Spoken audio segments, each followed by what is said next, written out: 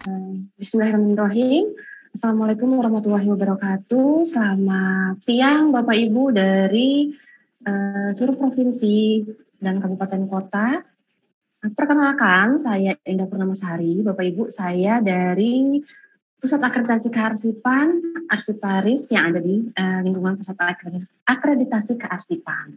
Pada kesempatan kali ini, Bapak Ibu, saya ingin menyampaikan mengenai instrumen audit kearsipan internal yang dimana nanti akan digunakan oleh Bapak Ibu dalam melakukan audit kearsipan internal dan bagaimana tata caranya untuk pengisian form ASKI tersebut.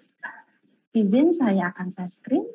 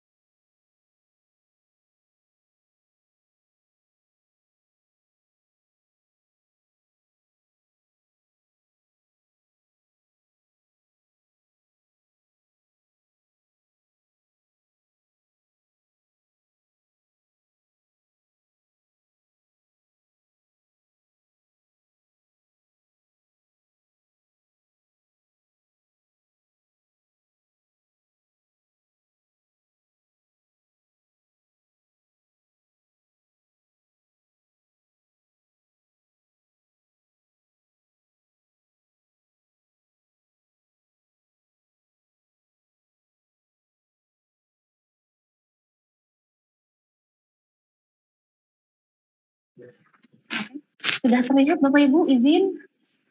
Sudah terlihat. Sudah, baik. Ya, Bapak Ibu, izinkan saya di sini sebelum nanti memasuki untuk instrumen pengawasan kearsipan internal, saya akan sedikit menyampaikan mengenai apa saja sih bukti dokumen yang harus yang disiapkan oleh teman-teman nanti di perangkat daerah dalam rangka pengawasan kearsipan internal ini, dan juga teknik pengisian instrumen ASKI yang akan dilakukan oleh Bapak Ibu sebagai tim pengawas kearsipan internal. Jadi untuk dasar hukumnya sama ya Bapak Ibu ya, tentunya terkait dengan Undang-Undang Nomor 43 Tahun 2009 tentang kearsipan, kemudian Peraturan Pemerintah Nomor 28 Tahun 2012 tentang pelaksanaan Undang-Undang Nomor 3.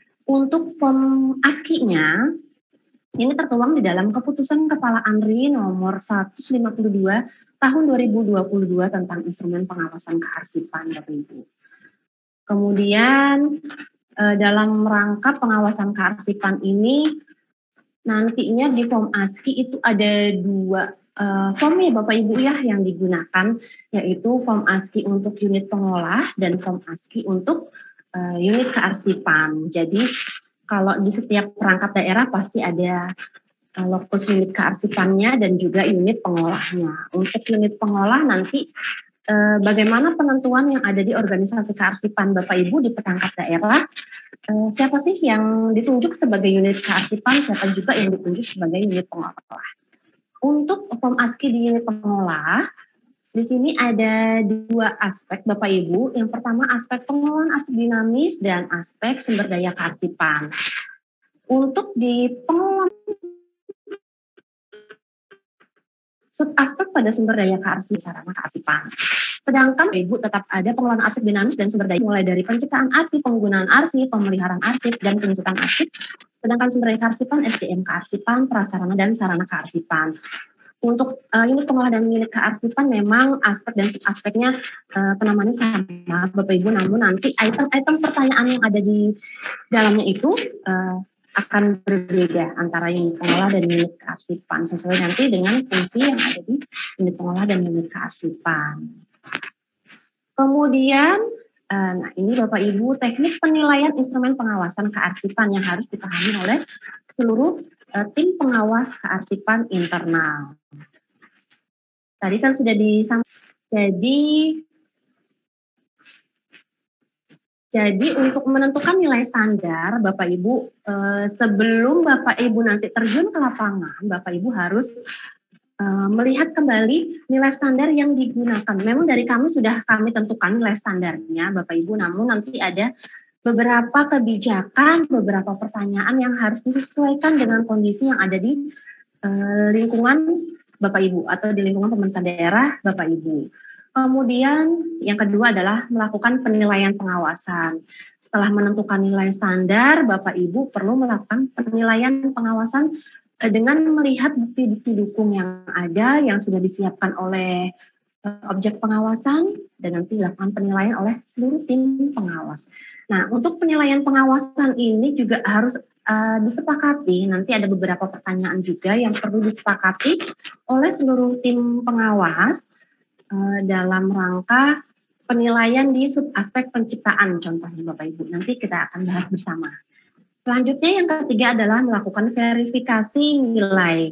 Setelah melakukan penilaian, kemudian melakukan verifikasi penilaian. Nah, ini nanti setelah tim pengawas semuanya sudah melakukan audit kearsipan internal terhadap seluruh perangkat daerah yang sudah ditentukan, kemudian Bapak Ibu melakukan penilaian, kemudian dikeluarkan hasil pengawasan kearsipannya dan disampaikan nanti laporan kepada objek pengawasannya, dan dari hasil verifikasi, dari hasil penilaian tersebut nanti tim provinsi yang akan melakukan verifikasi nilai terhadap nilai audit kearsipan internal. Dan yang terakhir adalah nilai hasil pengawasan kearsipan. Nah, ini nilai hasil pengawasan kearsipan akan didapat setelah adanya verifikasi nilai yang dilakukan oleh tim provinsi. Jadi sudah disepakati nilai-nilainya, sudah dilakukan verifikasi, dan ada hasilnya nilai pengawasan kearsipan. Nah, nanti dari nilai hasil pengawasan kearsipan ini, Bapak Ibu akan disampaikan ke arsip nasional nilainya, menjadi nilai hasil pengawasan kearsipan secara nasional untuk nilai di kabupaten kota tersebut. Ya, ini adalah penilaian juga untuk di setiap aspek-aspek maupun aspek yang ada di dalam instrumen ASKI, Bapak Ibu. Yang pertama di aspek pengelolaan arsip dinamis, yaitu pada subaspek penciptaan. Nah, Bapak Ibu nanti harus diingat betul untuk di subaspek penciptaan item pertanyaan yang belum dimuat pada kebijakan tata naskah dinas di lingkungan kementerian lembaga maupun pemerintah provinsi dan kabupaten kota, maka item pernyataan tersebut tidak menjadi pembagi atau tidak menjadi parameter penilaian, sehingga nilai standar pada item tersebut menjadi 0. Sebagai contoh, salah satu kabupaten kota sudah menetapkan kebijakan tata naskah dinas, Bapak Ibu ya. Karena untuk aspek penciptaan arsip ini alat yang digunakan adalah tata naskah dinas yang sudah ditetapkan. Kemudian dari tata naskah dinas tersebut ada beberapa muatan materi atau item-item pertanyaan sesuai dengan form ASKI. Misalnya di form ASKI tersebut ada pertanyaan terkait dengan penomoran halaman, nomor halamannya Bapak Ibu. Kemudian di kebijakan tata naskah dinasnya tersebut belum diatur. Kemudian subaspek sumber daya manusia kearsipan. Nah, ini yang pertama pada unit pengolah Bapak Ibu perlu diketahui bahwa jika terdapat arsiparis dan pengelola arsip, maka seluruhnya dinilai dan menjadi pembagi atau menjadi parameter penilaian. Jika hanya terdapat arsiparis di unit pengolah, maka nilai standar pengelola arsipnya dinyatakan 0 dan tidak menjadi pembagi atau tidak menjadi parameter penilaian. Kemudian jika hanya ada pengelola arsip saja, tetapi tidak ada arsiparis, maka nilai standarnya itu dinyatakan 0 dan tidak menjadi pembagi. Jadi untuk di unit pengolah ini SDM-nya yaitu yang menjadi penilaian adalah arsiparis dan pengelola arsip. Jika salah satunya saja tidak ada, maka dinyatakan 0. Kemudian untuk di unit kearsipan, Bapak Ibu, arsiparis harus dinilai dan menjadi pembagi atau arsiparis memang yang melaksanakan tugas dan fungsinya di unit kearsipan. Jadi harus ada arsiparis di unit kearsipan. Kemudian apabila tidak terdapat analisis beban kerja dan maka penilaian diberikan berdasarkan rumus sebagai berikut. Sampel yang memenuhi kriteria dibagi dengan jumlah sampel yang diuji dikali 100. Nah, ini akan banyak ditemui penilaian pengawasan seperti ini pada subaspek penciptaan di unit pengolah, Bapak Ibu. Kemudian setiap item pernyataan yang terdapat isian persentase, maka penilaian diberikan berdasarkan persentase yang diperoleh dengan rentang 0% sampai dengan 100%. Kemudian seluruh item pernyataan diisi dengan skor. Jadi seluruh kolom harus diisi ya Bapak Ibu ya, harus di checklist. Karena nanti kalau tidak di checklist tidak akan keluar nilainya atau skornya. Kemudian jumlahkan seluruh skor yang diperoleh untuk masing-masing formulir atau subaspek. Nah ini memang sudah dengan rumus ya Bapak Ibu. Jadi nanti Bapak Ibu hanya saja mengecek kembali apakah rumusnya sudah benar atau belum seperti itu. Kemudian hasil penjumlahan masing-masing formulir atau subaspek dibagi dengan nilai standar dikalikan 100 sehingga diperoleh nilai subaspek. Ini juga sudah dengan rumus. Kemudian perolehan nilai subaspek dikalikan dengan bobot penilaian sehingga diperoleh nilai subaspek.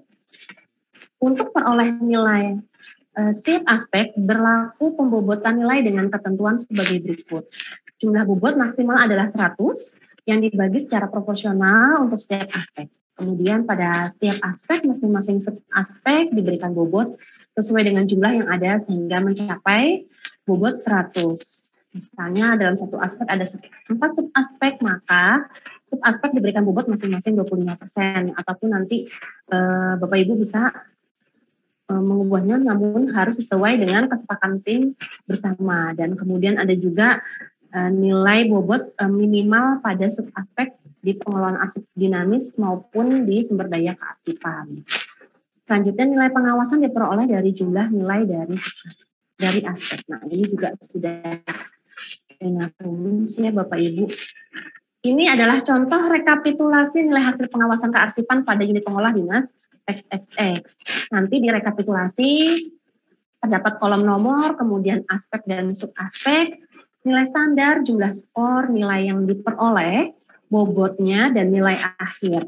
Di sini aspek dan subaspeknya sudah tertera sesuai dengan form ASCII, mulai dari pengelolaan arsip sampai dengan sumber daya kearsipan, Bapak Ibu. Nah, ini adalah contoh nilai standar untuk pengelolaan arsip dinamis 7.600 dan sumber daya kearsipan 3.700. Nah, nanti seperti yang sudah saya sampaikan tadi, Bapak Ibu, pada subaspek penciptaan jika memang tidak ada yang dimuat dalam kebijakan tersebut, maka tidak menjadi nilai pembagi sehingga nanti nilai standarnya akan berubah tidak 3.200. Kemudian jumlah skornya berapa nanti sudah dengan rumus, sudah ngeling sendiri ya Bapak Ibu. Jadi Bapak Ibu tidak perlu lagi untuk menginputnya secara manual. Kemudian nilai yang diperoleh ya ini jumlah skor dibagi dengan nilai standar. Ini ada perolehan nilainya. Kemudian dikalikan dengan bobot dan nilai akhir. Nah, ini adalah nilai akhir yang diperoleh di setiap unit pengolah ya Bapak Ibu ya. Unit pengolah pada setiap perangkat daerah. Ya, ini adalah nanti yang dihasilkan dari nilai hasil akhir, kemudian nanti akan mendapatkan peringkatnya ya Bapak Ibu ya, mulai dari sangat kurang sampai dengan sangat memuaskan. Sangat kurang itu perolehan hasil penilaiannya mulai dari 0 sampai dengan 30, kemudian kurang adalah lebih dari 30,00 ya Bapak Ibu sampai dengan 50 atau C. Kemudian cukup CC adalah lebih dari 50 sampai dengan 60, baik atau B 60 sampai dengan 70, sangat baik lebih dari 70 sampai dengan 80, BB memuaskan lebih dari 80 sampai dengan 90 dengan kategori A, dan sangat memuaskan adalah lebih dari 90 sampai dengan 100 atau kategorinya AA Bapak Ibu. Nah, ini kategori ini tercantum semua di dalam Per Anri nomor 6 tahun 2019 tentang pengawasan kearsipan. Kemudian nanti dari perolehan tersebut, Bapak Ibu akan mendapatkan perolehan nilai pada setiap entitas atau objek pengawasan atau perangkat daerah ya Bapak Ibu ya. Misalnya di Dinas A, memperoleh nilainya berapa yang didapat dari nilai unit kearsipan ditambah nilai rata-rata unit pengolah dibagi 2. Itulah yang akan diperoleh pada nilai entitas atau perangkat daerah, Bapak Ibu. Demikian Bapak Ibu, ini sekilas mengenai teknik pengisian instrumen. Kemudian sebelum memasuki instrumen, Bapak Ibu, ini saya akan menyampaikan sekilas lagi ya Bapak Ibu untuk apa saja sih yang diperlukan atau disiapkan nanti oleh objek pengawasan. Jadi nanti kalau bisa Bapak Ibu tim pengawas sebelum terjun ke lapangan untuk menginformasikan kepada seluruh objek pengawasan apa saja sih yang dibutuhkan untuk dilakukan penilaian, sehingga ketika nanti Bapak Ibu tim pengawas terjun ke lapangan itu sudah ada bukti dukungnya. Jadi hanya saja mungkin yang kurang-kurang saja yang bisa ditunggu untuk dilakukan penilaian. Untuk di aspek penciptaan, Bapak Ibu, pada aspek pengelolaan arsip dinamis yang dibutuhkan adalah naskah dinas yang dibuat pada masa audit. Misalnya di tahun 2023 Bapak Ibu melakukan audit, berarti nanti Bapak Ibu minta siapkan untuk naskah-naskah di tahun 2021 ataupun 2022. Kemudian naskah dinas tersebut berupa surat dinas, nota dinas, surat perintah ya Bapak Ibu ya. Kemudian naskah dinas yang memiliki kata penyambung perpindahan halaman, tembusan, dan lampiran. Sarana pencatatan pembuatan seperti buku agenda, kemudian kartu kendali atau agenda elektronik. Kemudian juga penggunaan amplop. Nanti Bapak Ibu harus melihat penggunaan amplop di masing-masing unit pengolah. Kemudian terkait dengan penerimaan arsip, yaitu pengendalian naskah dinas masuk seperti sarana penyimpanan naskah dinas. Contohnya yaitu buku agenda, kartu kendali, dan ataupun agenda elektronik Bapak Ibu. Ya, ini alat yang dipergunakan, nanti Bapak Ibu harus melihat tata naskah dinas yang sudah ditetapkan di lingkungan Pemda terkait. Ya, ini contohnya saja Bapak Ibu ya, untuk surat dinas, kemudian nota dinas maupun surat perintah. Nanti ada beberapa yang menjadi penilaian terkait dengan surat-surat dinas tersebut. Ini buku agendanya seperti ini, ya Bapak Ibu ya. Baik, berarti kita masuk ke instrumennya untuk di penciptaan arsip. Apakah sudah terlihat Bapak Ibu form ASCII-nya? Semoga sudah. Baik.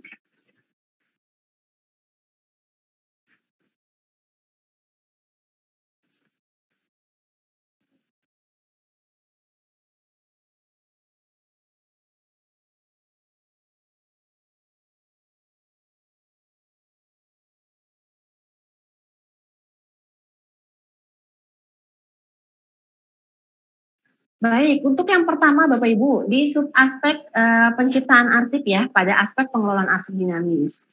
Jadi tadi yang pertama, tata naskah dinas ya Bapak Ibu yang harus Bapak Ibu pegang. Atau kalau bisa Bapak Ibu harus sudah mengetahui apa saja yang ada di tata naskah dinas tersebut yang tertuang.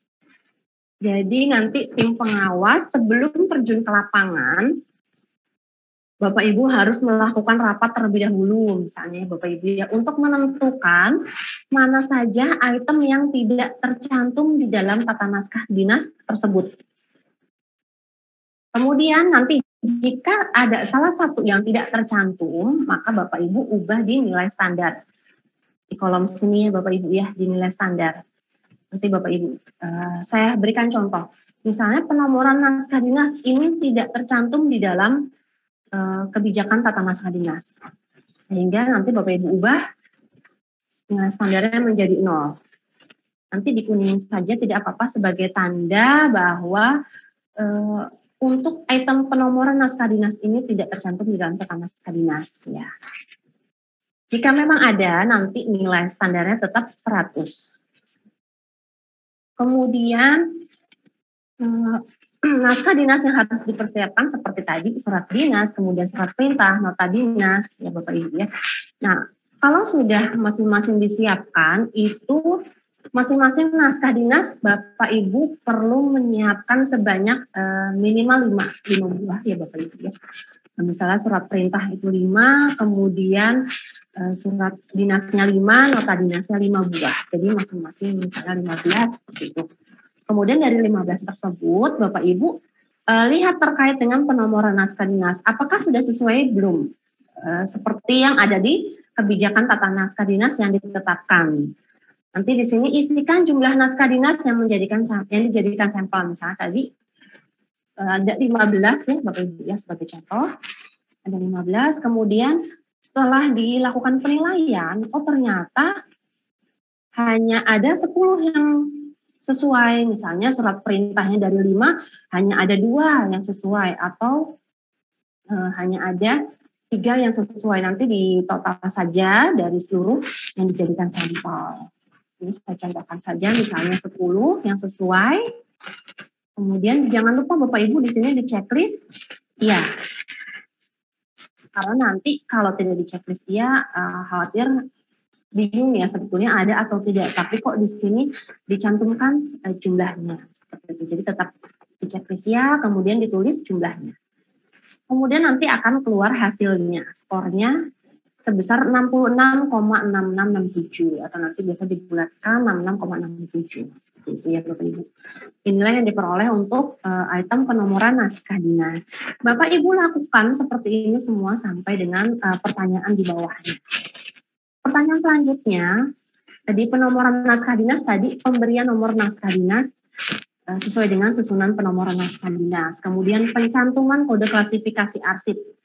Bapak Ibu juga pencantuman kode klasifikasi dicantumkan atau tidak di dalam surat perintah, surat dinas, kemudian nota dinas. Contoh di sini ada 5 surat perintah, misalnya Bapak Ibu. Ada berapa yang sesuai? Misalnya hanya ada 3 yang sesuai saja dengan kode klasifikasi arsipnya. Maka jangan lupa di sini di checklist juga. Hasilnya ada 60. Lakukan sampai dengan huruf C, Bapak Ibu. Selanjutnya mengenai penggunaan kertas dinas. Nah, ini untuk ukuran kertas yang digunakan untuk surat perintah, surat dinas, kemudian nota dinas itu menggunakan ukuran berapa? Ukuran kertasnya misalnya surat perintah menggunakan F4 atau A4 seperti itu ya Bapak Ibu. Jadi harus sesuai. Gramatur atau berat kertas. Kalau gramatur tuh ada ukuran 70-80 ya kalau tidak salah Bapak Ibu. Nah, ini Bapak Ibu juga harus memastikan apakah kertas yang digunakan ini juga sudah sesuai. Jadi kalau memang Bapak Ibu nanti ketika terjun ke lapangan agak sedikit bingung misalnya dengan ini ukurannya berapa, Bapak Ibu boleh membawa contoh untuk masing-masing setiap naskah dinasnya. Selanjutnya struktur naskah dinas, mulai dari kepala naskah dinas, batang tubuh, sampai dengan kaki naskah dinas. Kepala naskah dinas biasanya paling atas tuh Bapak Ibu ya, nomor, kemudian yang ditujukan kepada siapa, seperti itu. Kemudian batang tubuh, isi naskah dinasnya.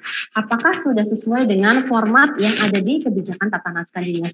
Biasanya di kebijakan tata naskah dinas itu untuk struktur naskah dinas terdapat di bagian depan ataupun di format naskah dinas di halaman belakang. Jadi Bapak Ibu bisa mengacu ke tata naskah dinas tersebut.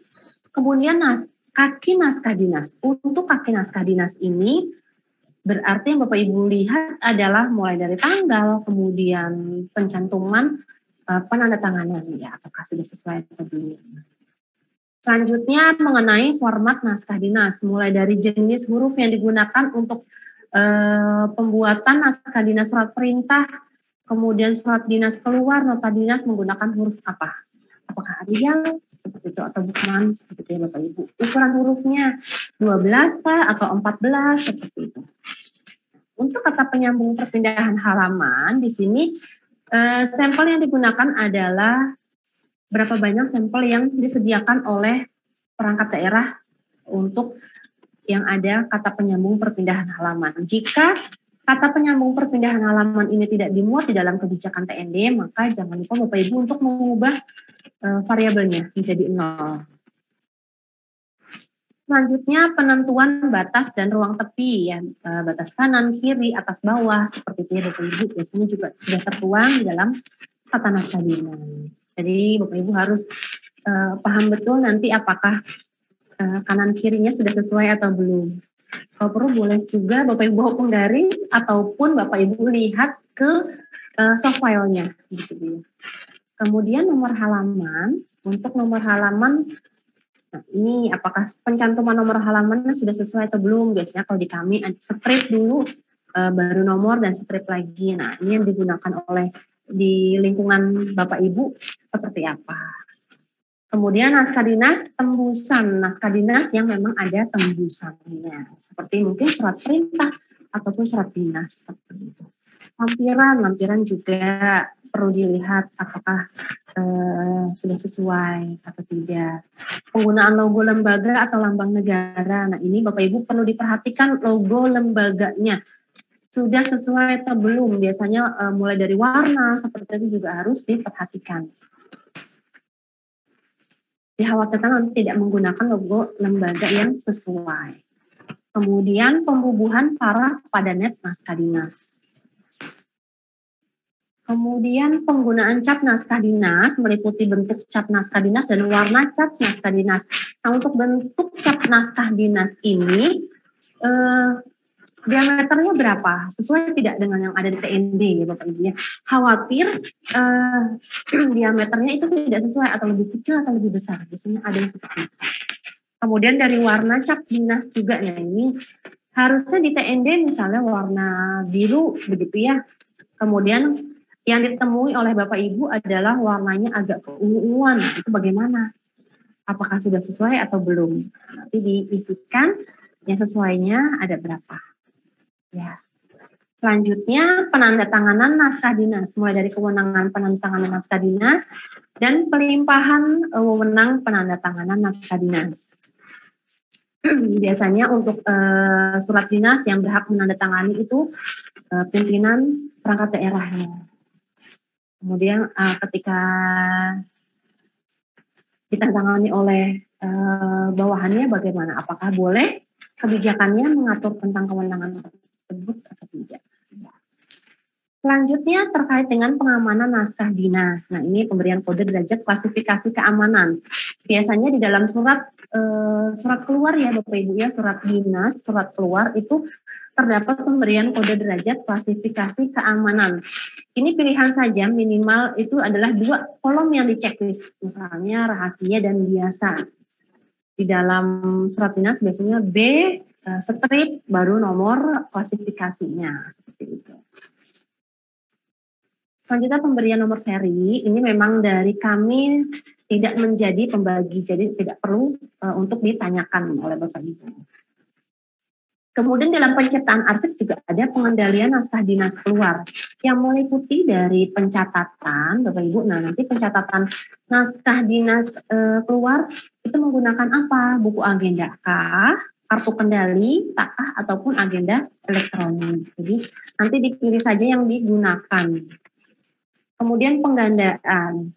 Jadi naskah dinas yang keluar itu sebaiknya memang dilakukan penggandaan. Jadi satu untuk tertinggal, satu untuk disampaikan ke instansi yang dituju. Kemudian pengiriman, untuk pengiriman Bapak Ibu bisa lihat di buku keluar ya, buku keluar juga.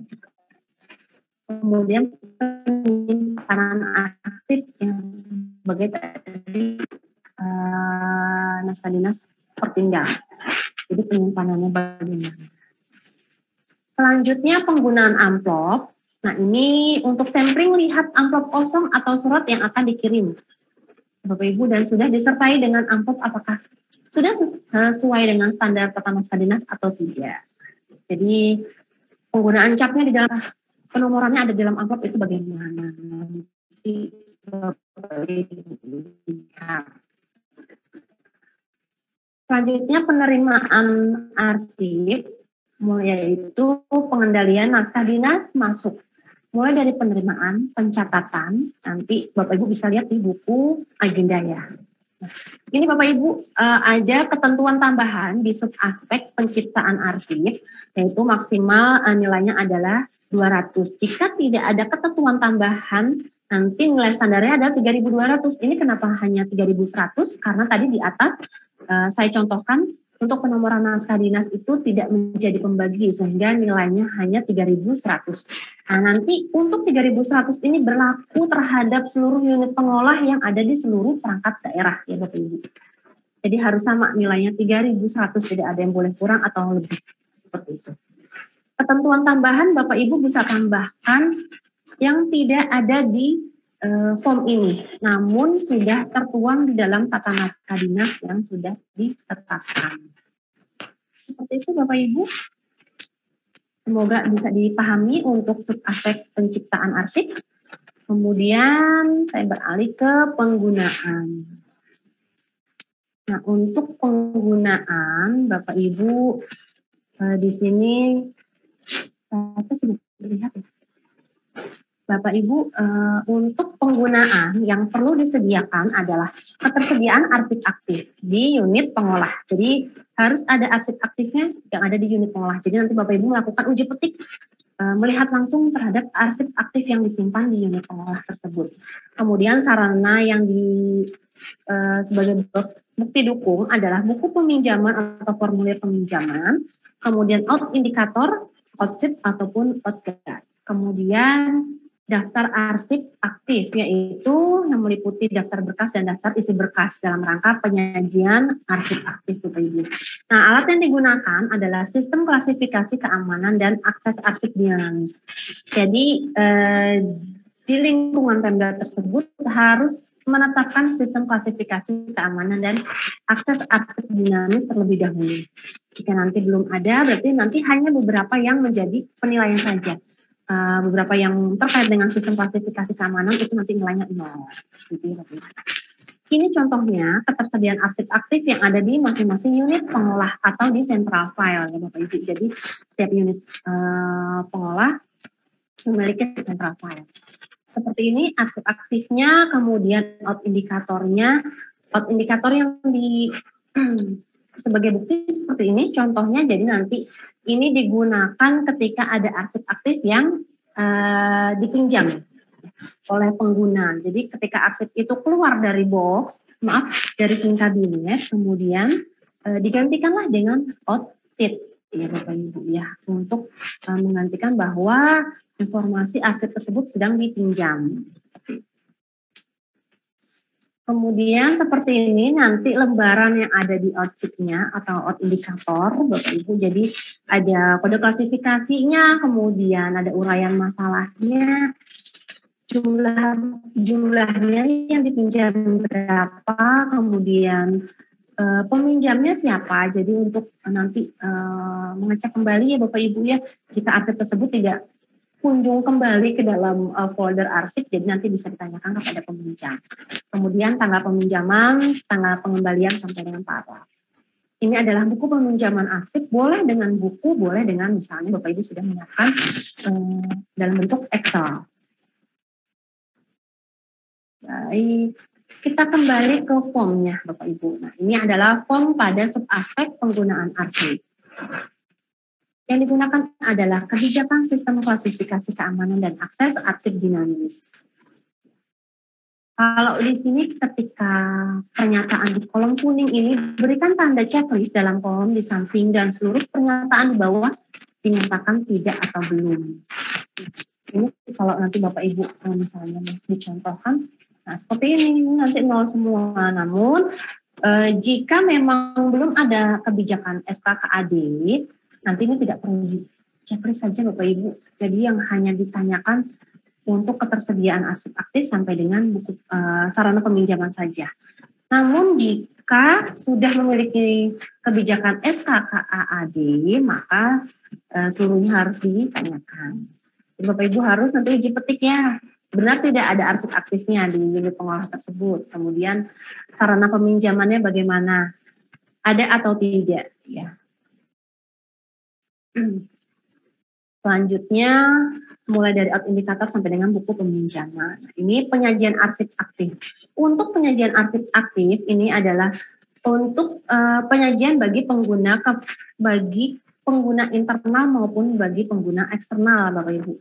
Jadi nanti setiap unit pengolah yang ada di central file harus menyiapkan daftar arsip aktifnya yang meliputi daftar berkas dan isi berkas. Karena apa? Karena untuk ini Bapak Ibu penyajian arsip aktif bagi pengguna internal dan eksternal. Jadi nanti di dalam daftar tersebut apakah sudah diberikan untuk penentu kebijakan, pelaksana kebijakan ataupun pengawas internal. Nah, ini nanti ketentuan ini ada di kebijakan SKKAD. Jadi memang alat yang digunakan adalah benar-benar Bapak Ibu harus melihat di SKKAD-nya. Kemudian di daftarnya juga harus ditulis penyajian arsip aktif ini untuk kepentingan pengguna internal berdasarkan SKKAD. Jadi memang harus ditulis di dalam daftar arsip aktif tersebut. Terbuka, tertutup, kemudian terbuka untuk siapa, seperti itu ya Bapak Ibu ya. Ini juga sama sistem penilaiannya. Ini adalah untuk pengguna eksternal, mulai dari masyarakat, pengawas eksternal sampai dengan penegak hukum. Untuk penggunaan di sini nilai standarnya adalah 700. Jadi 700 ini tidak boleh untuk dikurangi atau ditambahkan ya Bapak Ibu. Selanjutnya kita beralih ke pemeliharaan arsip. Kita lihat di sini pemeliharaan arsip. Untuk pemeliharaan arsip, Bapak Ibu di sini agak lumayan banyak ya, mulai dari pemberkasan, kemudian penyimpanan, alih media, arsip vital, sampai dengan arsip terjaga.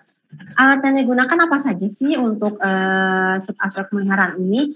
Yaitu klasifikasi arsip yang pertama, kemudian kebijakan alih media arsip, dan program arsip vital. Ya Bapak Ibu, jadi ada 3 kebijakan yang harus ditetapkan di lingkungan Pemda Bapak Ibu. Untuk pemberkasan yang harus Bapak Ibu nanti lihat di perangkat daerah atau di Opwas, yaitu daftar arsip aktif, mulai daftar berkas dan daftar isi berkas. Nah, ini juga berkaitan tadi dengan subaspek di penggunaan. Jadi ketika nanti di penggunaan sudah ada daftar berkas, daftar arsip aktif, maka bisa digunakan juga untuk melakukan penilaian di pemeliharaan. Kemudian bukti pelaksanaan alih media. Nah, untuk alih media ini memang tidak ada skornya Bapak Ibu, jadi hanya untuk sebagai informasi saja apakah unit pengolah tersebut sudah melakukan atau melaksanakan alih media arsip aktifnya. Nah, ini alih media arsip aktif tidak hanya melakukan alih media misalnya dari kertas, kemudian di-scan, dan hasil scan-nya disimpan di dalam laptop misalnya seperti itu ya Bapak Ibu.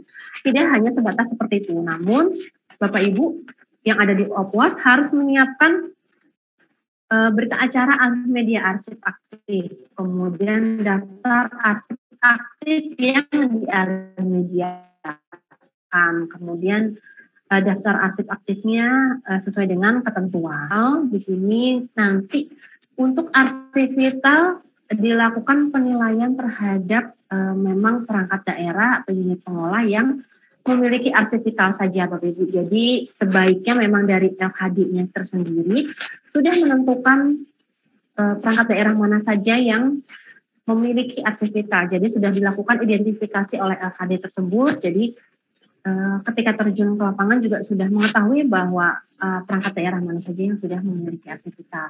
Jika sudah memiliki arsip vital, maka unit pengelola tersebut harus nanti menyusun daftar arsip vitalnya, kemudian melakukan pengelolaan arsip vital juga.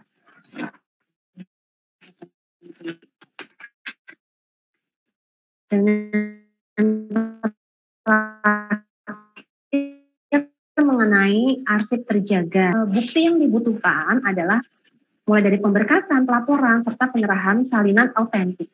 Ya, ini juga diperuntukkan untuk unit pengolah yang memang memiliki arsip terjaga. Jadi memang tidak semua unit pengolah itu memiliki arsip terjaga.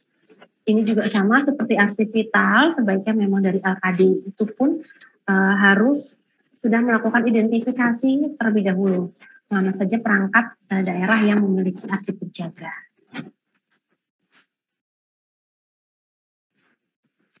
Ya, ini mengenai pemberkasan arsip aktif, Bapak Ibu, pemberkasan arsip aktif di unit pengolah, yaitu penempatan naskah ke dalam suatu himpunan yang tersusun secara sistematis dan logis sesuai dengan konteks kegiatannya, sehingga menjadi satu berkas karena memiliki hubungan informasi, kesamaan jenis, atau kesamaan masalah dari suatu unit kerja.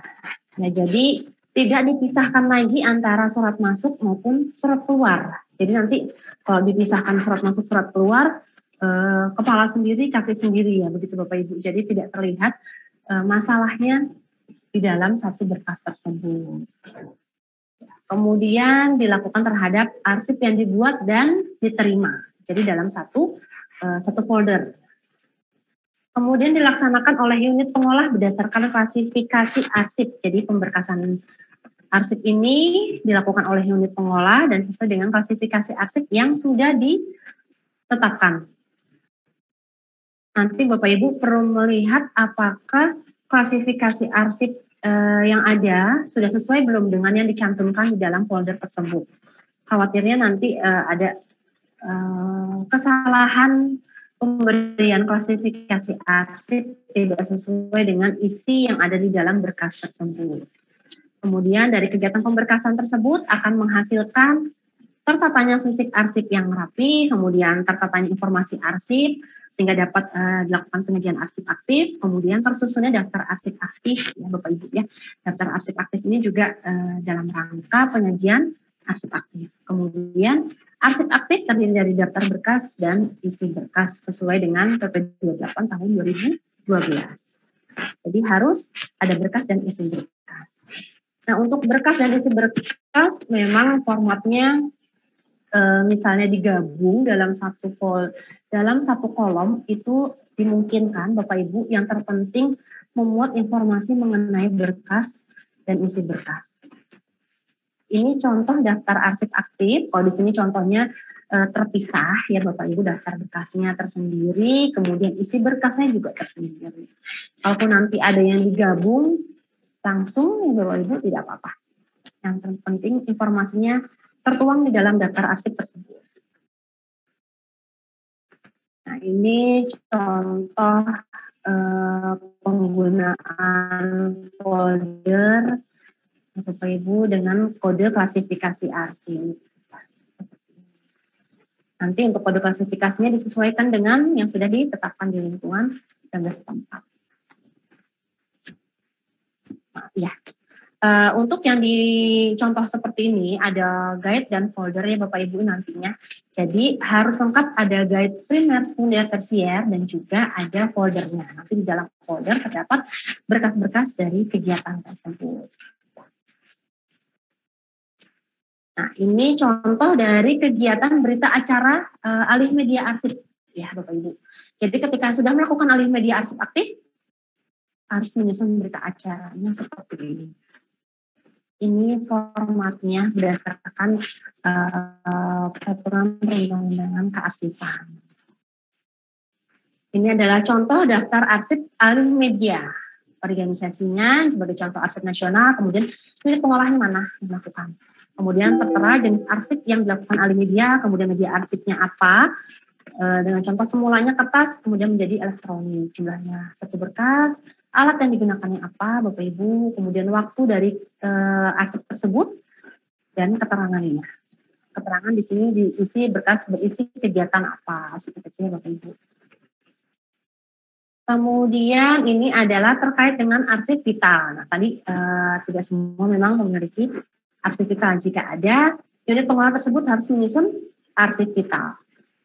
Ada nomor, kemudian jenis arsip vitalnya, unit kerja, kemudian kurun waktu, media, jumlah jangka simpan, disimpan di mana, kemudian lokasi jangka simpannya, kemudian lokasinya disimpan di mana, kemudian metode pelindungannya yang digunakan apa, Bapak Ibu, dan keterangan apakah kondisinya baik, rusak, seperti itu ya.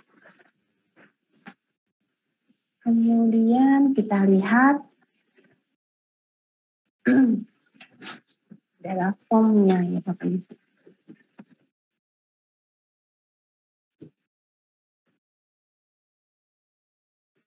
Untuk form subaspek pengelolaan arsip dinamis, yaitu pemeliharaan arsip dinamis, pemberkasan. Nah, ini di sini Jika pemerintah daerah belum menetapkan klasifikasi arsip di lingkungannya, berikan tanda checklist pada kolom checklist di samping ini dan seluruh pertanyaan di bawah dinyatakan tidak. Ya, jika belum ada klasifikasi, contohnya Bapak Ibu ya, berarti dinyatakan tidak artinya nilainya atau skornya adalah 0 untuk kegiatan pemberkasan arsip aktif. Jika sudah ada, Bapak Ibu tidak perlu melakukan checklist. Jadi Bapak Ibu perlu melihat apakah unit pengolah tersebut melakukan pemberkasan arsip aktif. Pemberkasan arsip aktif berarti terhadap arsip yang dibuat dan yang diterima. Jadi di sini saya contohkan di checklist ya Bapak Ibu, kemudian di checklist. Artinya kalau poin 1.2 di checklist, maka pernyataan di bawah ini hanya dilakukan terhadap arsip yang dibuat, hanya dilakukan terhadap arsip yang diterima. Ini Bapak Ibu lakukan checklist dua-duanya. Berarti terhadap arsip yang dibuat dan diterima. Sehingga baru muncul nilainya. Ketika ini masih kosong, maka nilai skornya masih 0 ya Bapak Ibu. Jadi jangan lupa untuk melakukan penchecklist di kolom ini. Jika hanya ada satu, ternyata harus yang disimpan adalah arsip yang dibuat saja. Nah, itu berarti bukan dilakukan pemberkasan nih Bapak Ibu ya. Itu adalah untuk nanti ada pertanyaan di bawahnya terkait dengan penyimpanan arsip aktif. Jadi kalau untuk pemberkasan adalah terhadap yang dibuat dan diterima. Selanjutnya unit pengolah melaksanakan pemberkasan arsip aktif sesuai dengan klasifikasi arsip.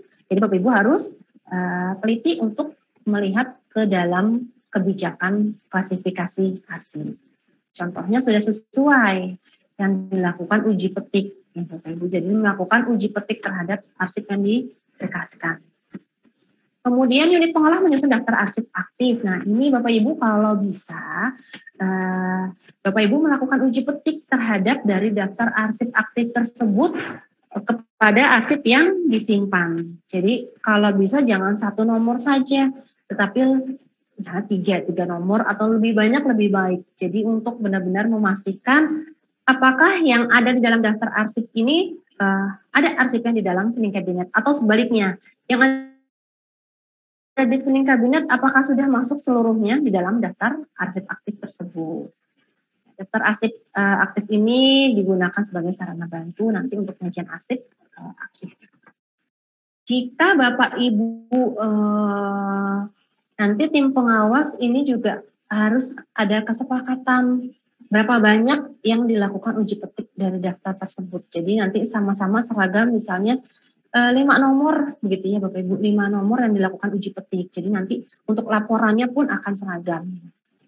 Jadi tidak ada yang cuma 1 atau 2 ataupun 3. Jadi nanti bisa menentukan untuk penchecklist-an atau penilaian ya atau tidaknya. Misalnya kalau lebih banyak ya berarti sudah masuk ke dalam daftar ya berarti bisa dikatakan ya. Namun kalau Bapak Ibu menemukan banyak yang tidak atau yang belum masuk di dalam daftar arsip aktif, maka harus di checklist kolom tidak. Jadi nanti di dalam penyusunan laporan yang akan disampaikan oleh Mas Afif nanti harus ditulis secara jelas bahwa banyak belum arsip tersebut masuk ke dalam daftar arsip aktif. Kemudian dalam daftar arsip aktif, nah ini Bapak Ibu ada daftar berkas dan daftar isi berkas. Daftar berkas yang memuat mulai dari unit pengolah, kemudian nomor berkas, kode klasifikasi, uraian informasi berkas, kurun waktu, jumlah, dan keterangan.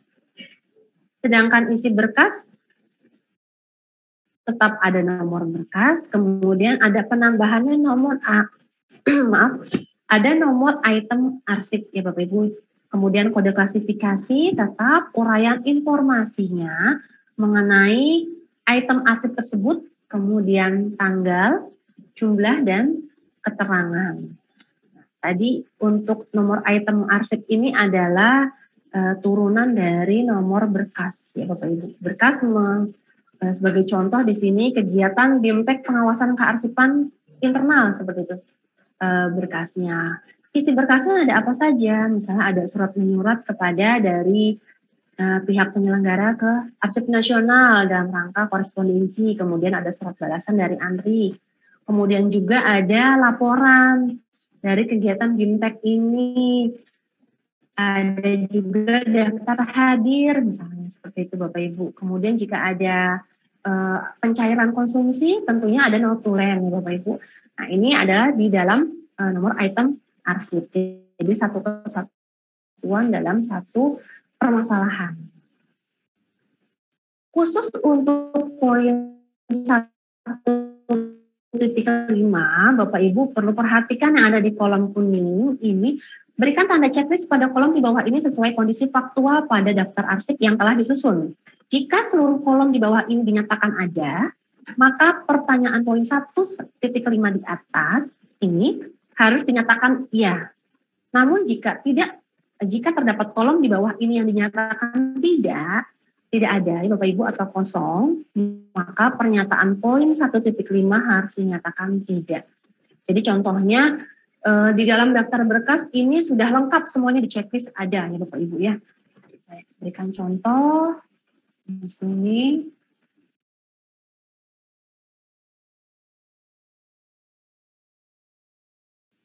Daftar berkasnya lengkap. Kemudian kita lihat di daftar isi berkas.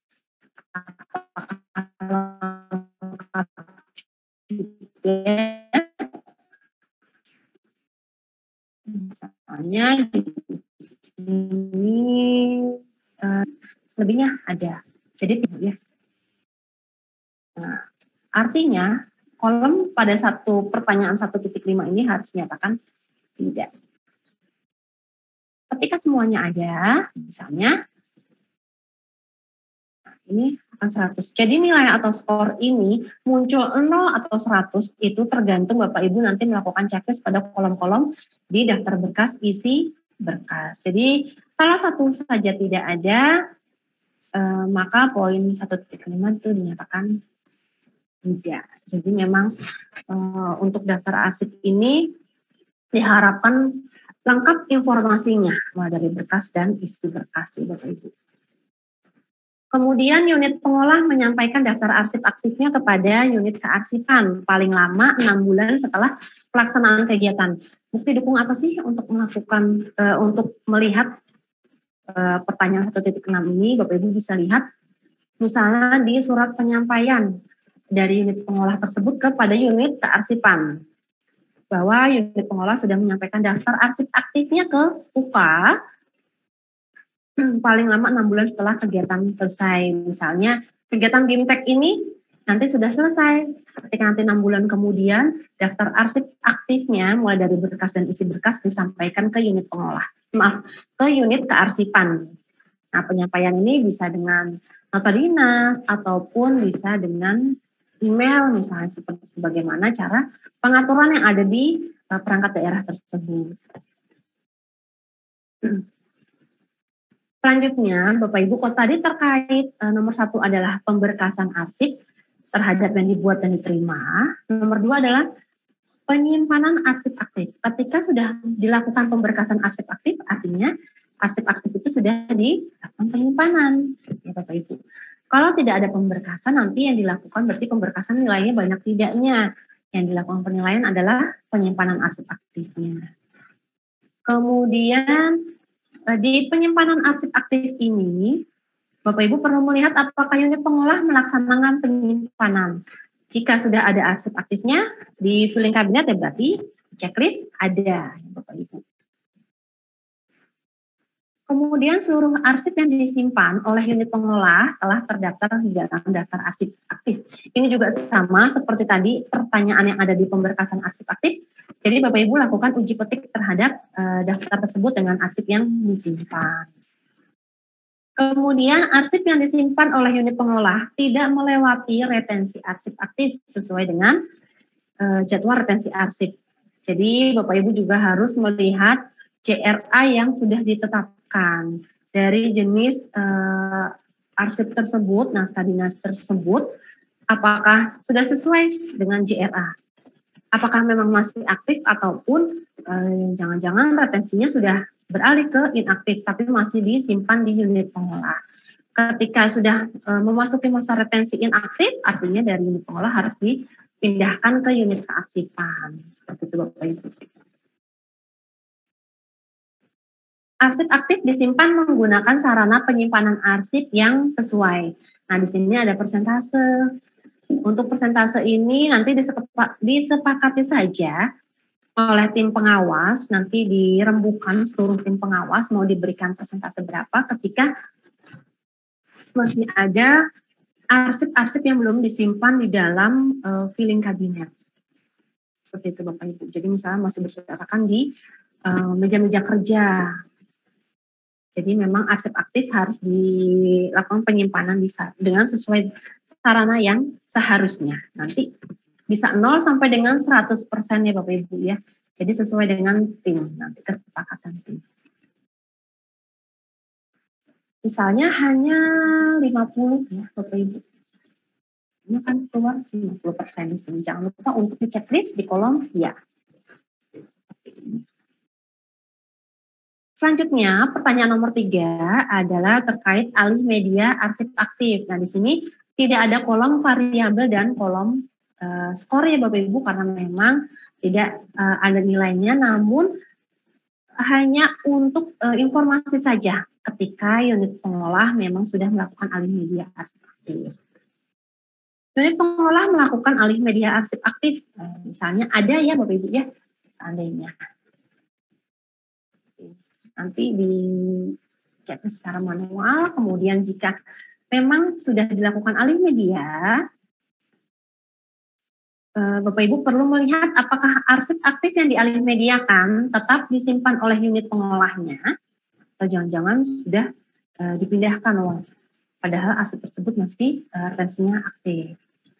Kemudian alih media arsip aktif tersebut diautentikasi oleh pimpinan di lingkungan pencipta arsip dengan memberikan tanda tertentu yang dilekatkan, terasosiasi atau terkait dengan arsip hasil alih media. Nah, ini tentunya sesuai dengan kebijakan alih media arsip yang sudah ditetapkan, Bapak Ibu. Nanti di kebijakan biasanya akan ada terkait dengan alih media arsip ini. Kemudian pelaksanaan alih media arsip aktif disertai dengan pembuatan berita acara alih media. Berita acaranya memuat seperti apa? Seperti ini Bapak Ibu. Jadi ketentuannya ada beberapa, mulai dari waktu pelaksanaan alih media, kemudian tempat pelaksanaannya di mana, jenis medianya apa, jumlah arsipnya berapa yang dilakukan alih media, keterangan proses alih media yang dilakukan, pelaksananya siapa, dan penandatanganan oleh pimpinan unit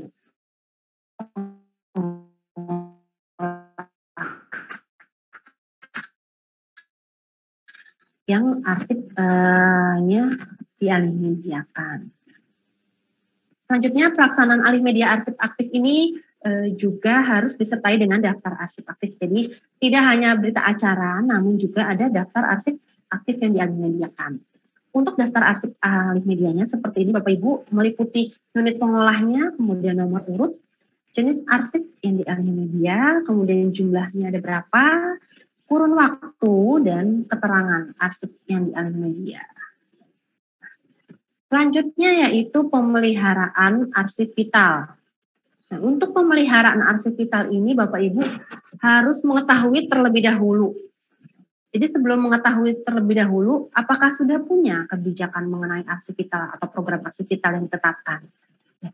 Pokoknya nomor pertama itu adalah kebijakannya sudah ada atau belum.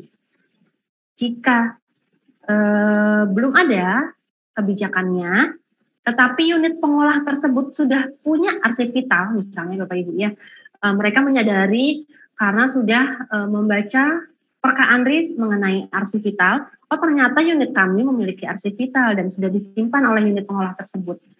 Walaupun kebijakan yang ditetapkan di lingkungan kabupaten kota tersebut belum ada. Nah, nanti Bapak Ibu checklist di sini. Unit pengolah menyimpan arsip vital, di checklist ada, dapat nilai 100. Nah, untuk yang bawahnya ini nanti belum ya Bapak Ibu ya, artinya di checklist tidak, karena memang nilainya hanya untuk menyimpan arsip vital saja, karena kebijakannya belum ada. Jika kebijakannya sudah ada, Bapak Ibu perlu lagi nih melihat apakah unit pengelola tersebut punya atau tidak arsip vital tersebut. Jika punya, ya berarti di checklist ada, ya Bapak Ibu. Kemudian diidentifikasi arsip vital. Apakah ketika mereka sudah punya arsip vitalnya, sudah menyimpan arsip vitalnya, sudah belum menyusun daftar arsip vital. Jadi tidak hanya menyimpan, namun juga harus menyusun daftar arsip vital. Jika ada di checklist di kolom iya, nanti akan muncul skor 100. Kemudian dalam daftar arsip vital tersebut memuat nomor, kemudian jenis arsip vital tersebut apa ya Bapak Ibu, kemudian unit kerjanya, siapa yang menyimpan arsip vital tersebut, kemudian kurun waktu, medianya apa, media kertas ataupun elektronik misalnya seperti itu. Kemudian jumlahnya berapa banyak, jangka simpan arsip vital tersebut dan metode pelindungannya. Ya, Bapak Ibu, outing ataupun dengan pemencaran ataupun dengan alat khusus penyimpanan arsip vital seperti itu. Nah, Bapak Ibu lihat lagi di sini di kolom kuning. Berikan tanda checklist pada kolom checklist di bawah ini. Sesuai komponen pada daftar arsip vital yang telah disusun. Jika komponen di bawah ini tidak terpenuhi seluruhnya, arsip aktif yang ada di atas tadi ya Bapak Ibu ya. Jadi ketika misalnya di nomor itu ada, tapi di jumlahnya tidak terisi. Kita contohkan saja di sini Bapak Ibu.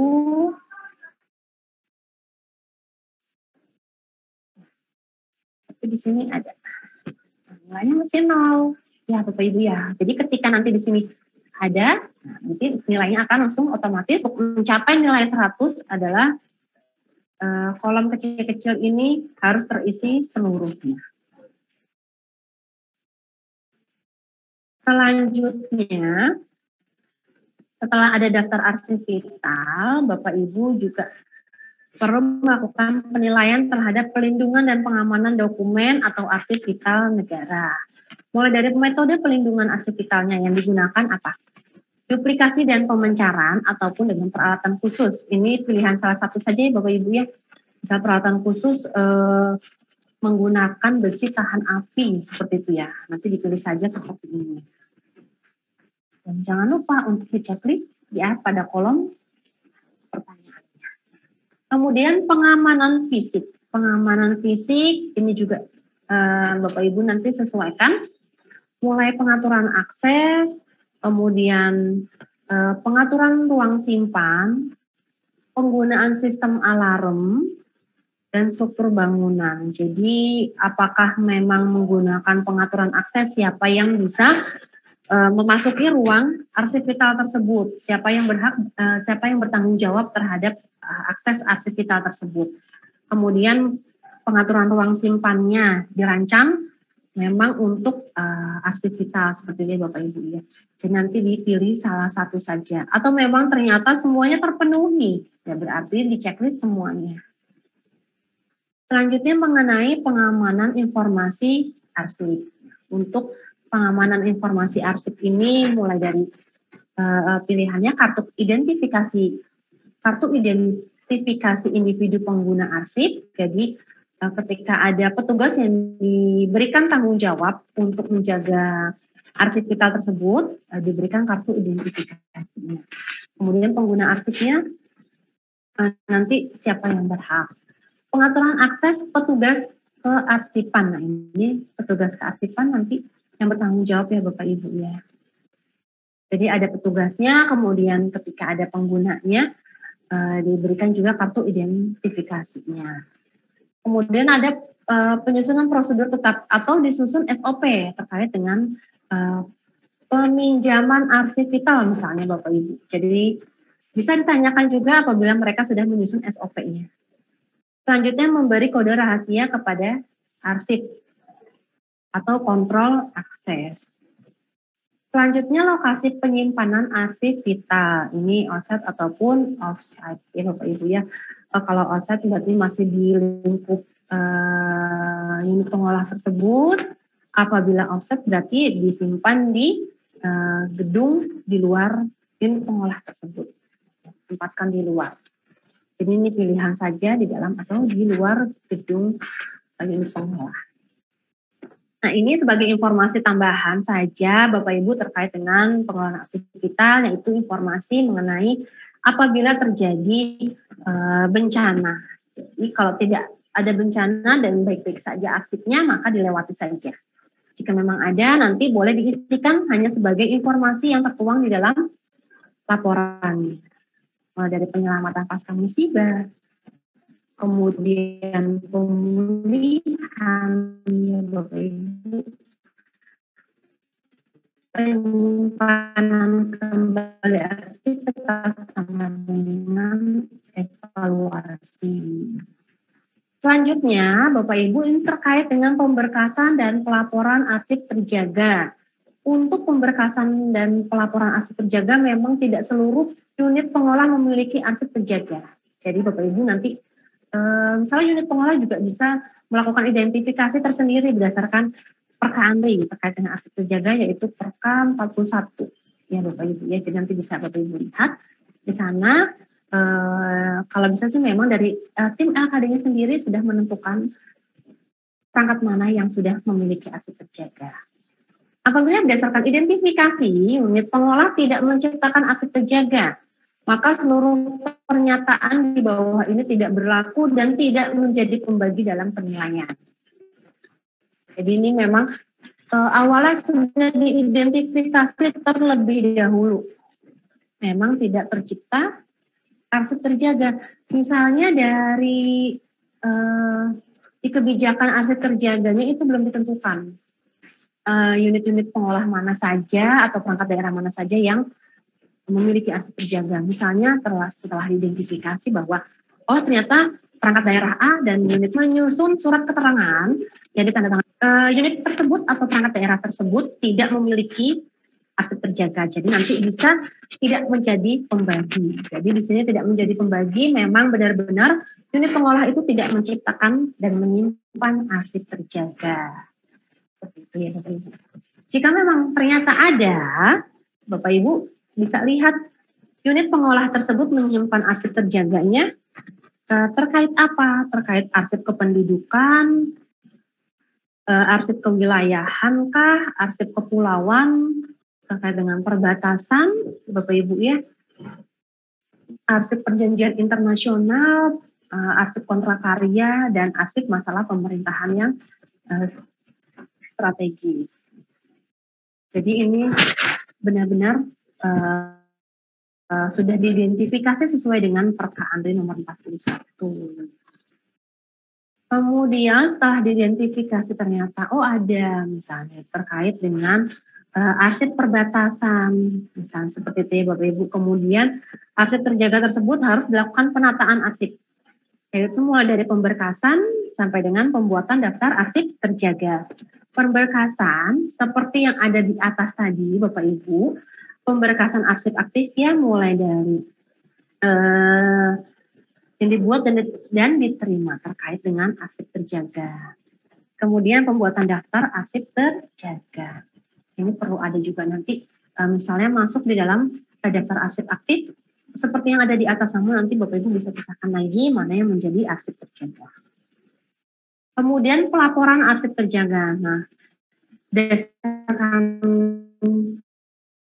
Perka ANRI dan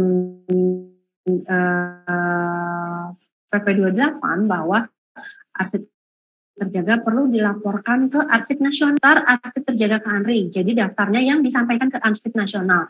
Berarti yang dilakukan disiapkan bukti dukungnya adalah surat menyurat mengenai pelaporan daftar arsip tersebut. Mulai dari surat penyampaian arsip sampai dengan daftar arsip yang disampaikan ke arsip nasional. Kemudian penyerahan salinan autentik arsip terjaga ke arsip nasional. Ini penyerahan salinan autentik Bisa juga dengan surat menyurat, buktinya ya Bapak Ibu, kemudian dokumentasinya. Bisa untuk dilakukan penilaian pada pelaporan arsip terjaga. Kemudian pengamanan fisik dan informasi. Ini disimpan di mana arsip terjaga tersebut. Seperti itu Bapak Ibu untuk aspek pemeliharaan di unit pengolah. Nah, oh iya Bapak Ibu, untuk nilai standar di pemeliharaan UP ini nanti juga akan berbeda nilai standarnya. Kalau di sini 2.300 ya Bapak Ibu, karena memang masih menjadi pembagi semua. Jadi nanti ketika ada yang tidak menjadi pembagi, sebagai contoh di arsip vital ataupun di arsip terjaga, maka di setiap unit pengolah akan berbeda-beda nilai standarnya. Bapak Ibu, jadi tadi yang pertama di penciptaan arsip, kemudian di pemeliharaan arsip, yang nilai standarnya akan disesuaikan di setiap unit pengolahnya. Selanjutnya kita beralih ke subaspek penyusutan arsip Bapak Ibu. Ini adalah subaspek yang terakhir pada aspek pengelolaan arsip dinamis.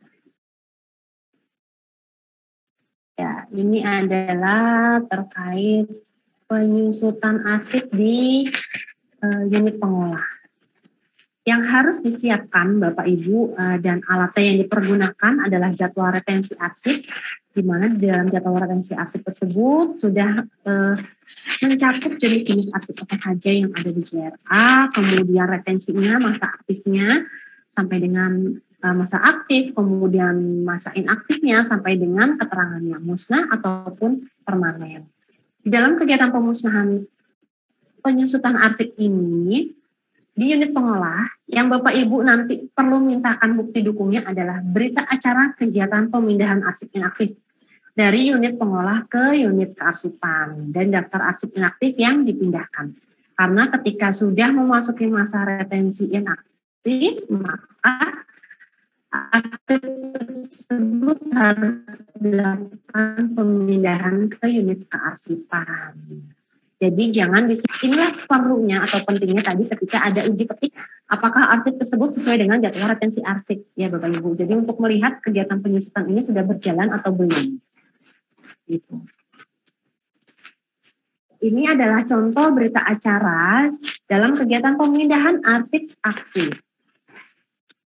Jadi nanti ada yang menandatangani kedua belah pihak yang menerima arsip dan pihak yang memindahkan arsip. Jadi dari yang memindahkan arsip artinya dari unit pengolah, kemudian yang menerima arsip di unit kearsipan. Jadi ada dua pihak yang menandatangani tersebut.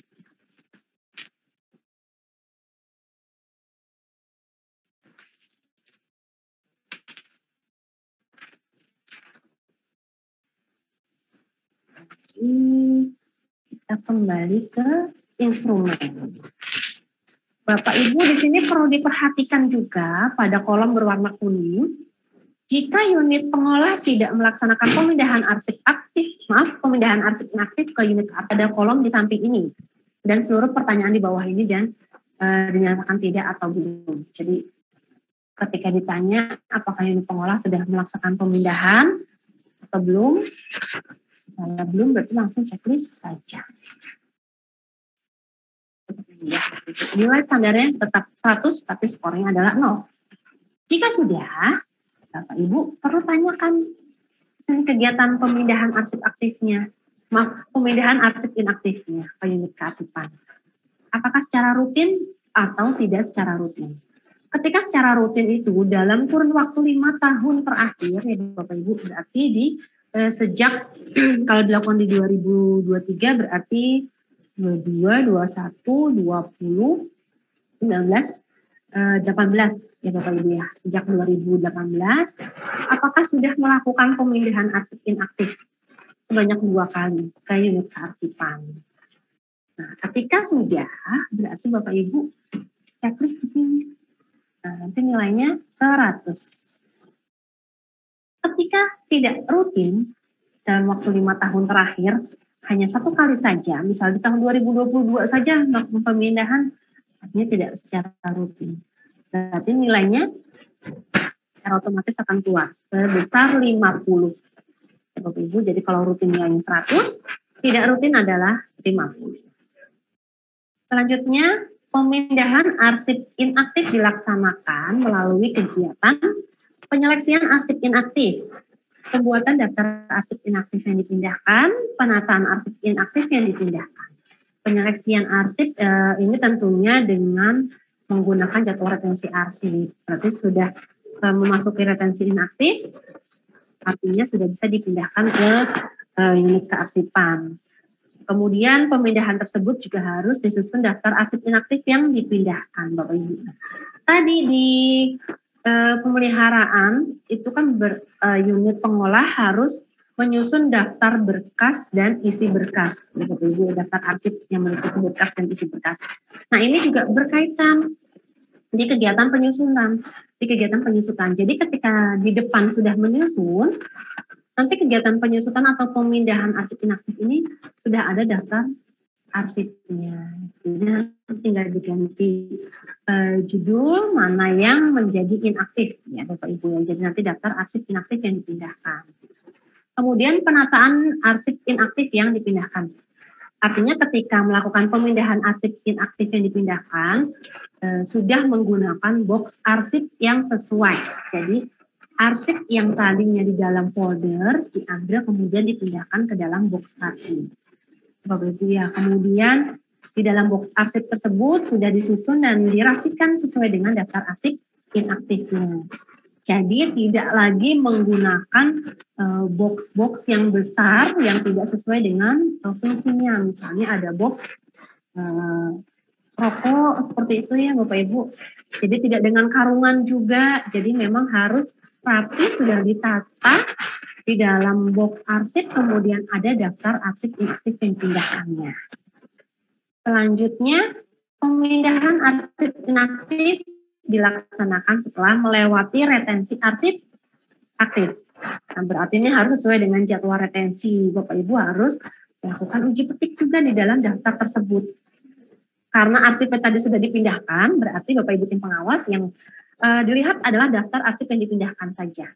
Bapak Ibu uji petik saja terhadap salah satu, lebih dari satu ya Bapak Ibu, lebih dari satu arsip yang sudah dipindahkan. Apakah memang benar-benar sudah memasuki retensi inaktif seperti itu. Kemudian dalam kegiatan pemindahan tersebut harus disertai dengan berita acara dan daftar arsip yang dipindahkan. Berita acara tersebut harus ditandatangani oleh pimpinan unit pengolah dan pimpinan unit arsipan. Jadi sudah ada. Ini biasanya suka ada yang kelewat Bapak Ibu untuk untuk berita acara pemindahan dan daftar arsip inaktif yang dipindahkan. Biasanya hanya ditandatangani oleh pimpinan unit pengolah saja.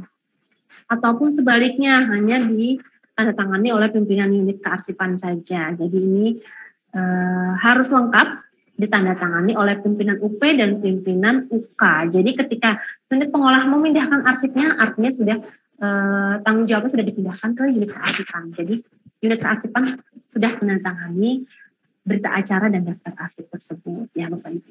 Kemudian ini juga sama, daftar arsip yang dipindahkan harus ditandatangani oleh pimpinan UP dan pimpinan UK. Sehingga untuk berita acara dan daftar arsip ini dibuat rangkap dua, jadi satu untuk unit pengolah yang memindahkan dan satu lagi disampaikan ke unit kearsipan. Seperti itu.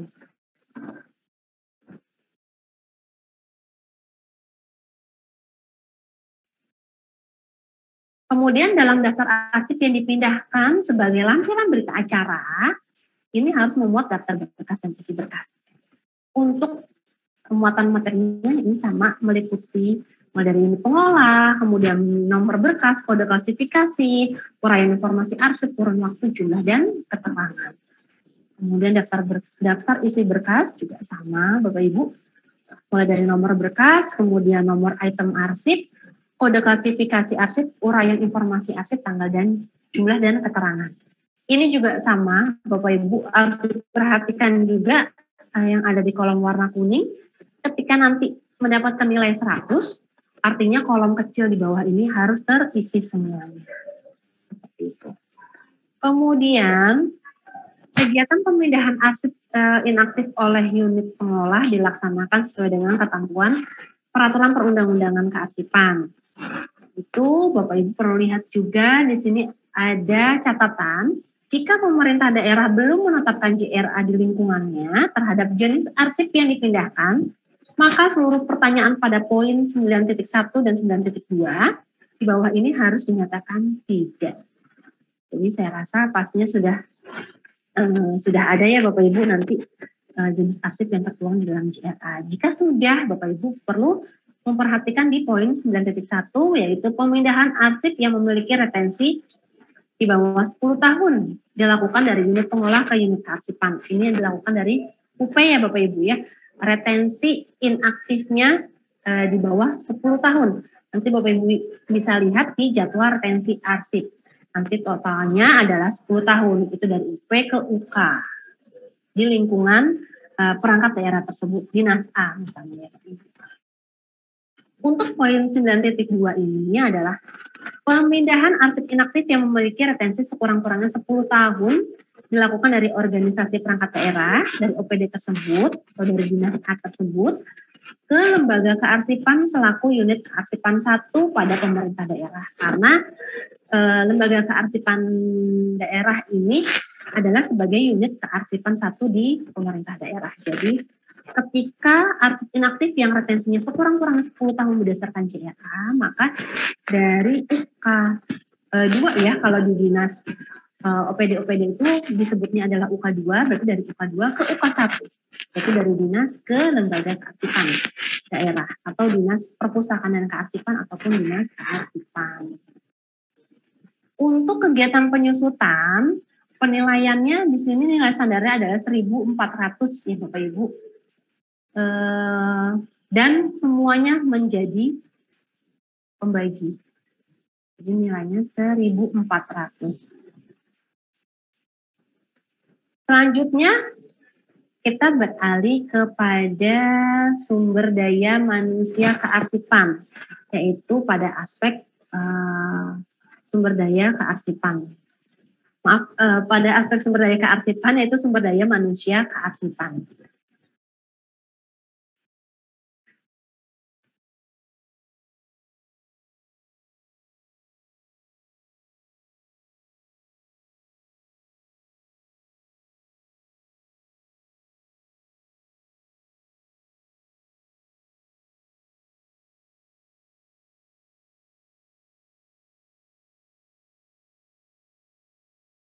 Baik Bapak Ibu, pada sumber daya kearsipan yaitu sumber daya manusia kearsipan dan sarana prasarana kearsipan ya.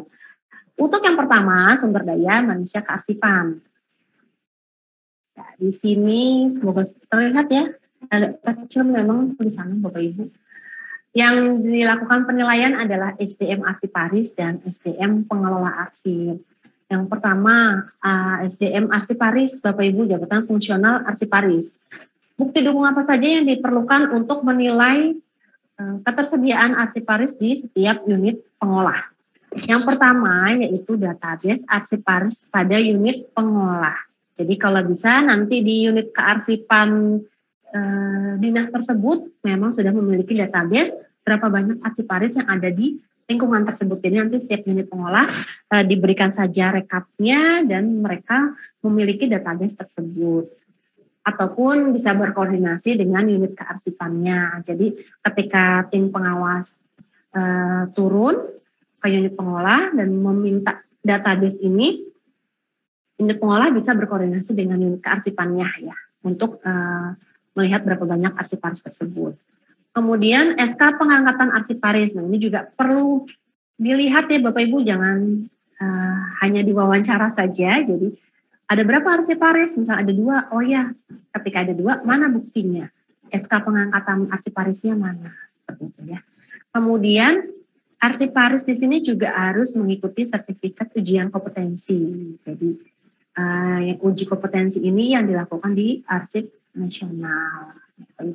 Kemudian juga perlu mengikuti pengembangan SDM kearsipan. Jadi selain dikat-dikat teknis selain Diklat Fungsional Arsiparis juga bisa mengikuti kegiatan sertifikasi kearsipan, kemudian BIMTEK kearsipan, sosialisasi kearsipan, atau workshop kearsipan, di mana yang diselenggarakan oleh Arsip Nasional ataupun misalnya lembaga-lembaga jasa kearsipan lainnya.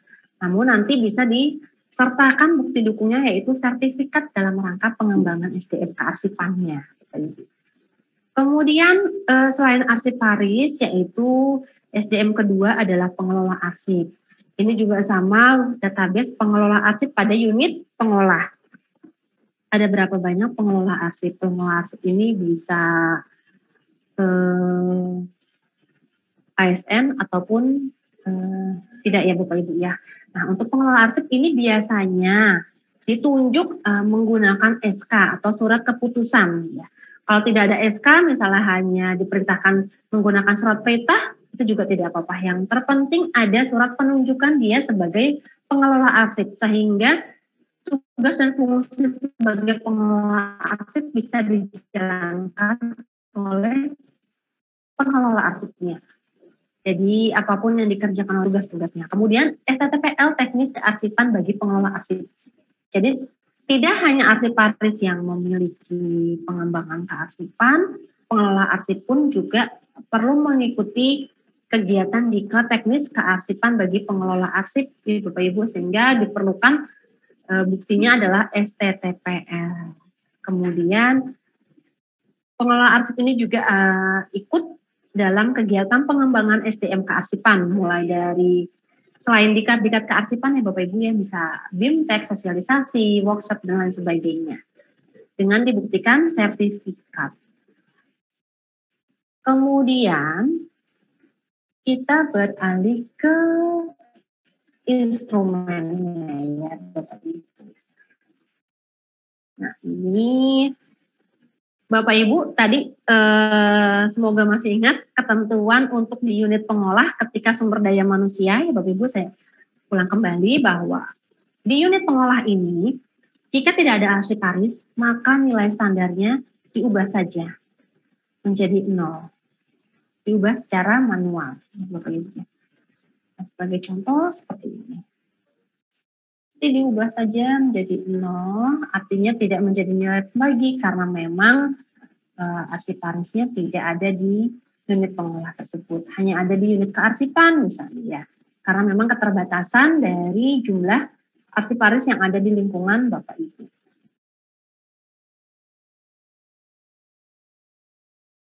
Ini saya contohkan seperti ini. Ini adalah di mana kondisi arsiparisnya tidak tersedia di unit pengolah. Jika nanti arsiparisnya ada, artinya nilai standarnya tetap 100 Bapak Ibu. Kemudian jika ada ketersediaan arsiparis bagaimana? Apakah unit pengolah telah terdapat arsiparis? Ya, ada misalnya Bapak Ibu ya. Kemudian jumlah arsiparis pada unit pengolah telah sesuai dengan analisis beban kerja. Jadi analisis beban kerja yang disusun oleh masing-masing dinas biasanya ini terlihat untuk pengusulan juga kepada LKD ataupun kepada bagian SDM yang ada di lingkungan Bapak Ibu. Nah, ini dibutuhkan analisis beban kerja berapa banyak arsiparisnya Bapak Ibu. Apakah sudah sesuai atau belum? Sebagai contoh misal dibutuhkan dalam satu dinas itu ada 5 seperti itu ya, atau ada 10 misalnya Bapak Ibu. Namun yang ada hanya ada 2, misalnya di unit kearsipan 1 dan di unit pengolah 1. Ini berarti artinya belum sesuai dengan analisis beban kerja. Nanti di checklist tidak ya Bapak Ibu ya, di checklist tidak di sini dan ini nanti diganti dengan 100 seperti itu ya. Ini saya kembalikan 0 saja karena nanti sebagai contoh. Kemudian kedudukan hukum arsiparis, mandiri dan independen. Kalau mandiri itu adalah dalam melaksanakan fungsi dan tugas arsiparisnya berpegang pada kompetensi yang dimiliki. Jadi misalnya arsiparis pertama kegiatannya itu melaksanakan kegiatan pengelolaan arsip di kearsipan ataupun di unit pengolahnya melakukan apa, Bapak Ibu. Nanti harus sesuai. Jangan sampai nanti tidak melakukan tugas kearsipan, namun melakukan tugas lainnya di luar kearsipan. Kemudian independen, bebas dari pengaruh pihak manapun dalam melaksanakan kewenangannya berdasarkan kaidah-kaidah kearsipan dan ketentuan peraturan perundang-undangan. Sebagai contoh, ketika penyajian arsip aktif, ada pengguna arsip yang ingin meminjam arsip aktif, ini kedudukan hukum arsiparis independen, apakah memang berhak untuk diberikan? Ketika itu tertutup, tidak terbuka ya Bapak Ibu ya, ketika tertutup, apakah memang benar-benar tidak diberikan aksesnya atau memang nanti karena pimpinan harus dibuka seperti itu, harus diberikan kepada pengguna. Apakah independen atau tidak? Kalau kasusnya seperti itu. Selanjutnya, kewenangan arsiparis melaksanakan tugas pokok kearsipan dan memiliki kewenangan kearsipan. Tugas pokok kearsipan. Nah, di sini tentunya arsiparis dimanapun di seluruh instansi, kementerian lembaga, pemerintah provinsi, kabupaten kota, itu biasanya memang tidak hanya mengerjakan tugas-tugas kearsipan saja ya Bapak Ibu ya. Pasti banyak yang melakukan di luar tugas kearsipan. Tapi di sini apakah tugasnya lebih banyak mana? Lebih banyak tugas kearsipan kah atau di luar kearsipan? Jika memang lebih banyak tugas kearsipan, artinya sudah melakukan tugas pokok kearsipannya. Bapak Ibu juga nanti bisa melihat kepada, kalau kami di sini sasaran kinerja pegawai ya, SKP, di mana memang tugas-tugas kearsipan kami tertuang di dalam dokumentasi tersebut. Nah, nanti di lingkungan Bapak Ibu tertuangnya di apa, nanti disesuaikan saja. Namun kalau memang jabatannya mereka arsiparis, tapi tidak melakukan tugas pokok arsiparis, artinya di checklist di kolom tidak. Kewenangan kearsipan yang sama seperti tadi, Bapak Ibu, seperti yang independen. Kemudian terkait dengan kompetensi arsiparis. Nah, di sini apakah dari pendidikan formal di bidang selain bidang kearsipan dan telah mengikuti serta lulus tingkat fungsional arsiparis. Jadi dari pendidikan formal di bidang selain kearsipan, jadi misalnya dari sarjana ekonomi dan lain sebagainya. Tapi harus mengikuti dan lulus tingkat fungsional arsiparis. Atau pendidikan formal di bidang kearsipan yang sesuai dengan sesuai sarjana atau intinya dari bidang kearsipan ya Bapak Ibu, pendidikan formal kearsipan. Jadi untuk di atas adalah di luar bidang kearsipan tapi harus lulus di fungsional arsiparis, atau dari backgroundnya adalah di bidang kearsipan. Seperti ini. Kemudian lulus uji kompetensi atau sertifikasi bagi arsiparis yang diangkat melalui in-passing. Nah kalau in-passing kalau tidak salah itu sudah lama tutup ya Bapak Ibu, sudah tidak ada lagi kalau tidak salah in-passing. Jadi kalau memang ada arsiparis yang sudah lama dari jalur in-passing ya berarti nanti Bapak Ibu checklist untuk 142 ini. Selanjutnya arsiparis di sini juga perlu mengikuti kegiatan sertifikasi kearsipan Bapak Ibu. Arsiparis telah mengikuti sertifikasi kearsipan. Jadi ada berapa arsiparis, misalnya tadi contohnya ada 1 arsiparis di unit pengolah, apakah arsiparis tersebut sudah mengikuti dan lulus sertifikasi kearsipan. Nah, sertifikasi kearsipan ini bisa sebagai contoh sertifikasi kegiatan penyusunan JRA atau pengelolaan arsip dinamis ataupun pengelolaan arsip statis seperti itu yang diselenggarakan oleh Arsip Nasional ataupun lembaga jasa kearsipan lainnya. Dan jangan lupa untuk dimintakan bukti dukungnya adalah sertifikat telah mengikuti dan lulus sertifikasi tersebut Bapak Ibu. Di contoh di sini 1 gitu ya. Maaf. Ini 1 dan di sini sudah mengikuti 1. Tapi kalau memang di sininya tidak ada ya berarti Bapak Ibu perlu mencatatkan angka 0. Selanjutnya kegiatan pengembangan SDM kearsipan, yaitu melalui kegiatan pemberian diklat, sosialisasi, workshop bimbingan teknis, dan sejenisnya yang diberikan dalam rangka peningkatan kompetensi arsiparis. Di sini juga sama, berapa jumlah arsiparisnya, kemudian berapa yang sudah mengikuti kegiatan pengembangan. Nah, mungkin kalau kegiatan pengembangan arsiparis ini saya rasa sudah pasti semuanya mengikuti ya, karena kegiatan sosialisasi ini banyak diselenggarakan oleh Arsiparis, Arsip Nasional Republik Indonesia ataupun dari lembaga kearsipan yang ada di lingkungan Bapak Ibu. Jadi saya rasa pasti untuk pengembangan ini jika ada arsiparisnya sudah mengikuti kegiatan pengembangan SDM kearsipan. Selanjutnya arsiparis melaksanakan kewajiban menjaga keautentikan, keutuhan, keamanan, dan keselamatan arsip yang dikelola dengan indikator. Ini ada 4 indikator Bapak Ibu. Untuk 4 indikator ini sebetulnya bisa Bapak Ibu lihat di kegiatan pengelolaan arsip dinamis, mulai dari penciptaan arsip, penggunaan arsip, pemeliharaan arsip, sampai dengan kegiatan penyusutan arsip. Mulai dari arsip tercipta sesuai dengan TND. Lihat pada penilaian aspek penciptaan, ya Bapak Ibu. Kemudian arsip aktif di unit pengolah telah diberkaskan sesuai ketentuan peraturan perundang-undangan. Nah, ini kegiatan pemberkasan tadi ada di subaspek pemeliharaan arsip. Kemudian arsip aktif di unit pengolah telah disimpan menggunakan media penyimpanan yang sesuai. Ini Bapak Ibu bisa dilihat juga pada subaspek pemeliharaan arsip karena tadi berapa banyak arsip yang disimpan sesuai dengan media penyimpanan arsip aktif yang ada di central file ataupun di unit pengolah. Kemudian arsip di unit pengolah telah terdaftar dalam daftar berkas dan isi berkas.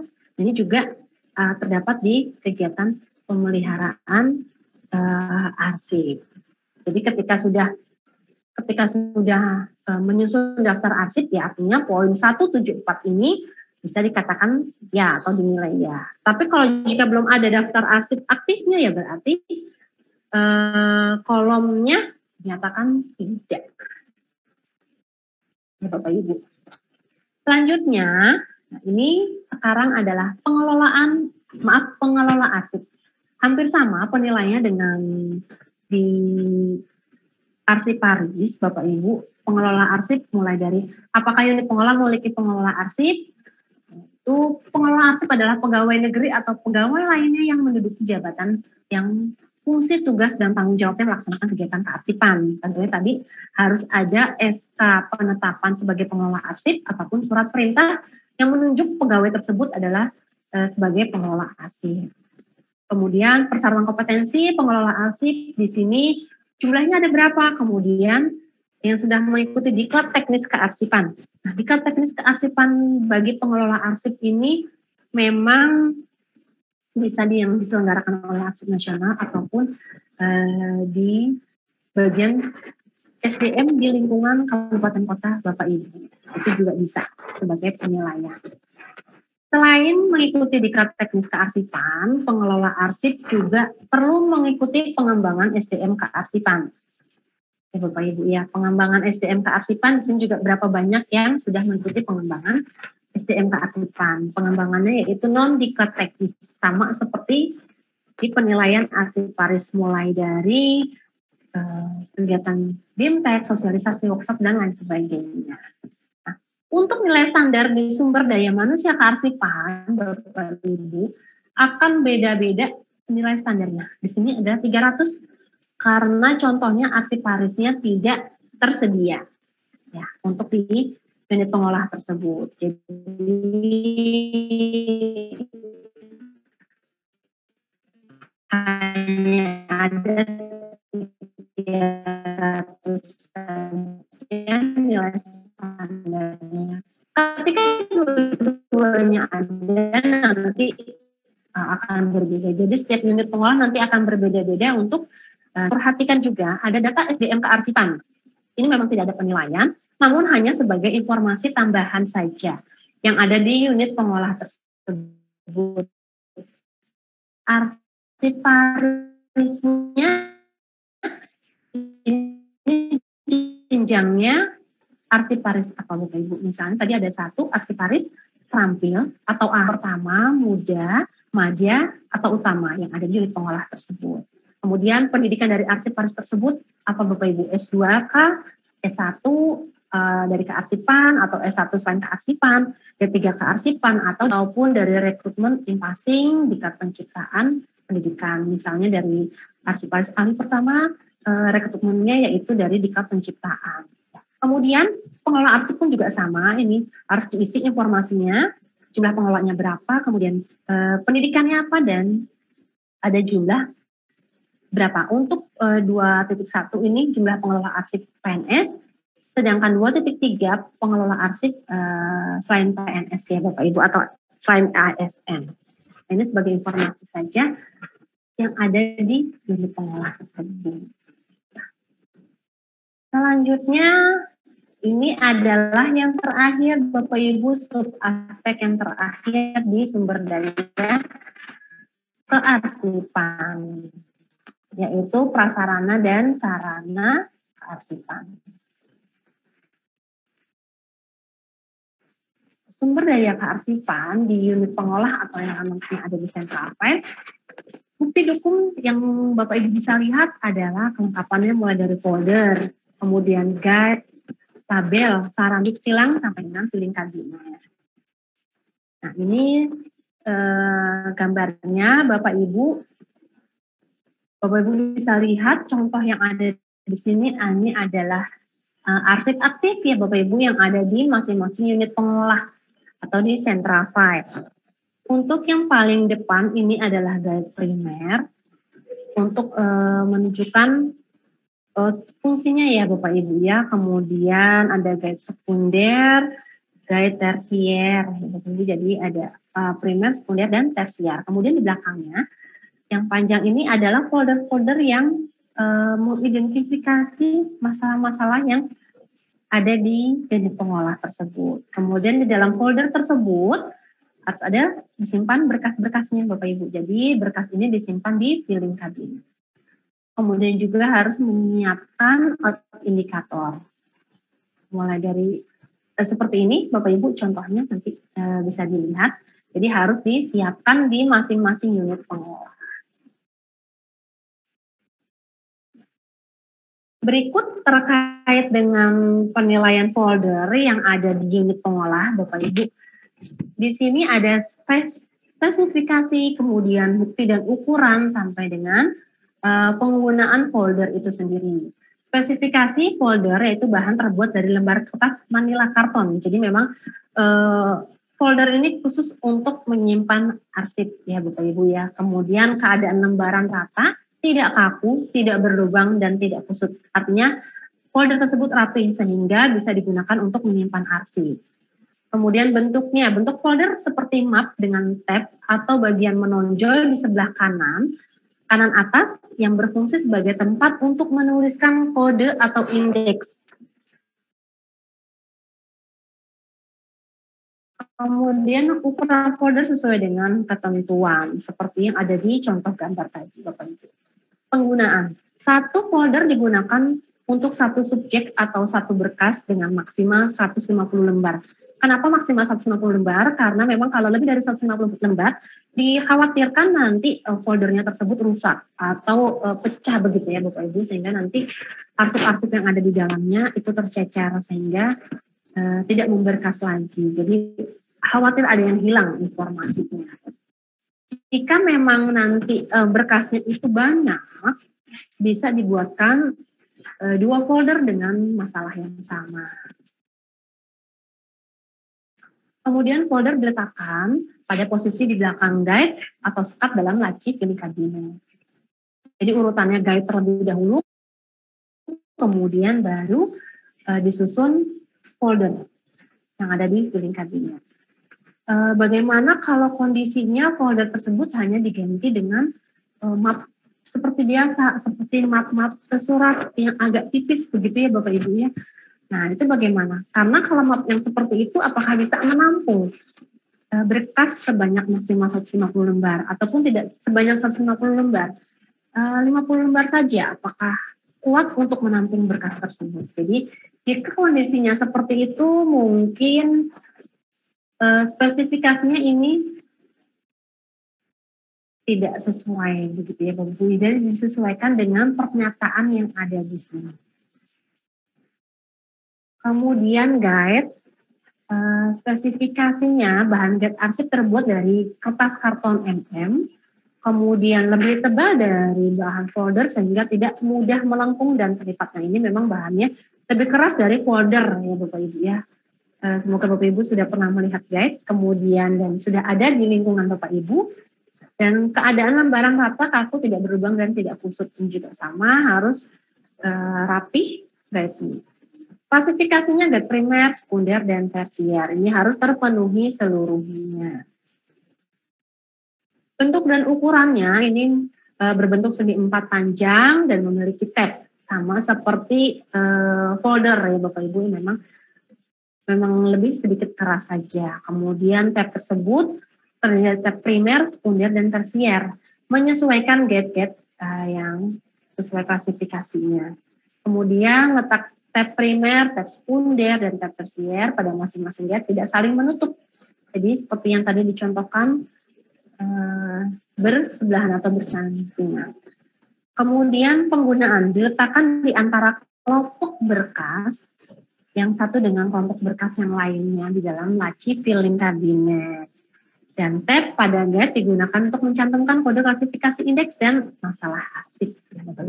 Selanjutnya, selain guide yang menjadi penilaian, yaitu label. Label ini tercantum atau tertempel di folder arsip. Ya, pelabelan dilakukan dengan menuliskan tanda pengenal dari berkas menggunakan kertas label yang dilekatkan pada tab folder. Biasanya label ini menunjukkan kode klasifikasinya ya Bapak Ibu pada tab folder. Kemudian sarana aktif lainnya yaitu out indikator, indeks, dan tunjuk silang. Out indikator seperti tadi yang ada di penggunaan juga harus memiliki out indikator ketika ada arsip yang sedang dipinjam. Jadi harus dipersiapkan terlebih dahulu out indikator atau sarana aktifnya. Kemudian indeks berarti tab tersebut sudah disusun atau sudah dicantumkan kode klasifikasinya, permasalahannya seperti apa. Dan tunjuk silang. Nah, tunjuk silang ini digunakan ketika arsip yang disimpan di dalam folder, dalam filing kabinet itu tidak cukup jumlah arsipnya. Misalnya ada jenis laporan yang memang jenis naskah yang laporannya banyak gitu ya Bapak Ibu. Kemudian ataupun jenis medianya berbeda, tidak kertas. Dia menggunakan media lainnya selain media kertas. Kemudian disimpan sesuai dengan sarana penyimpanannya, sesuai dengan media arsipnya. Nah, ini bisa menggunakan tunjuk silang. Jadi, tunjuk silang juga harus dipersiapkan ketika nanti Bapak Ibu untuk melihat arsip yang ada di filing kabinet, apakah ada arsip lainnya selain yang ada di filing kabinet. Dan yang terakhir, yang dilakukan penilaian adalah filing kabinet Bapak Ibu. Nah, filing kabinet yang digunakan adalah filing kabinet yang memiliki laci. Jadi harus ada lacinya. Kemudian filing kabinet harus memiliki kunci pengaman. Bagaimana kalau ada 5 filing kabinet tapi yang hanya ada kunci pengamanan cuma 1? Sedangkan 4-nya tidak ada. Atau sebaliknya 4-nya ada, 1-nya tidak ada. Itu bagaimana penilaiannya? Itu penilaian berarti harus di checklist di kolom tidak ya Bapak Ibu. Ketika ini di checklist ada, artinya seluruh filing kabinet yang ada harus memiliki kunci pengaman supaya fisik dan informasinya tetap terjaga dan tidak disalahgunakan oleh yang tidak berkepentingan. Begitu Bapak Ibu, untuk sarana prasarana di sini nilai standarnya yaitu 2100. Jadi ini sama, tidak ada yang menjadi nilai, tidak ada yang tidak menjadi nilai pembagi, sehingga nilai standarnya adalah 2100. Ya, Bapak Ibu. Kemudian setelah seluruhnya mulai dari aspek pengelolaan arsip dinamis sampai dengan sumber daya kearsipan sudah diisi, berdasarkan bukti dukung yang sudah ada di masing-masing unit pengolah, nanti akan langsung otomatis masuk ke dalam rekap nilai unit pengolah, Bapak Ibu. Di sini contohnya, rekapitulasi nilai audit sistem kearsipan internal unit pengolah. Ada pengolahan arsip dinamis mulai dari penciptaan, sampai dengan penyusutan. Kemudian sumber daya kearsipan, sumber daya manusia kearsipan, prasarana dan sarana kearsipan. Ini nilai standarnya untuk pengelolaan arsip dinamis 7.500. Ini sudah sesuai dengan tadi ya yang kita contohkan Bapak Ibu. Nanti berarti ketika Bapak Ibu terjun ke lapangan nanti diperlihat ini. Untuk di penciptaan arsip akan sama seluruhnya. Di sini contohnya 3.100. Berarti seluruh pengelola arsip yang ada di lingkungan tersebut, kabupaten kota tersebut adalah 3.100. Kecuali sumber daya manusia, misalnya. Jika tidak ada SDM-nya, hanya ada pengelola arsip, ya artinya nanti nilai standarnya akan berbeda-beda di setiap unit pengolah sesuai dengan kondisi faktual. Kemudian setelah nilai standar sudah dipastikan benar dan itu sesuai dengan bukti dukung, jumlah skornya ini akan otomatis bobot. Untuk bobot, Bapak Ibu, bisa memang disesuaikan lagi sesuai dengan kesepakatan ya, kesepakatan tim. Jadi seluruh tim akan sama menggunakan bobot tersebut untuk pengelolaan arsip dinamis. Untuk bobot ini minimal 40% untuk masing-masing aspek ya Bapak Ibu. Aspek itu pengelolaan arsip dinamis dan sumber daya kearsipan. Minimal adalah 40%. Sedangkan sub aspek yang ada di pengelolaan arsip dinamis, di sini contohnya adalah kita proporsional 25% masing-masing. Namun kalau memang nanti Bapak Ibu mau mengubahnya, misalnya yang kuat Bapak Ibu mau di penciptaan, nanti sub aspek minimalnya adalah 20, selebihnya Bapak Ibu bisa bagi rata dengan total 100.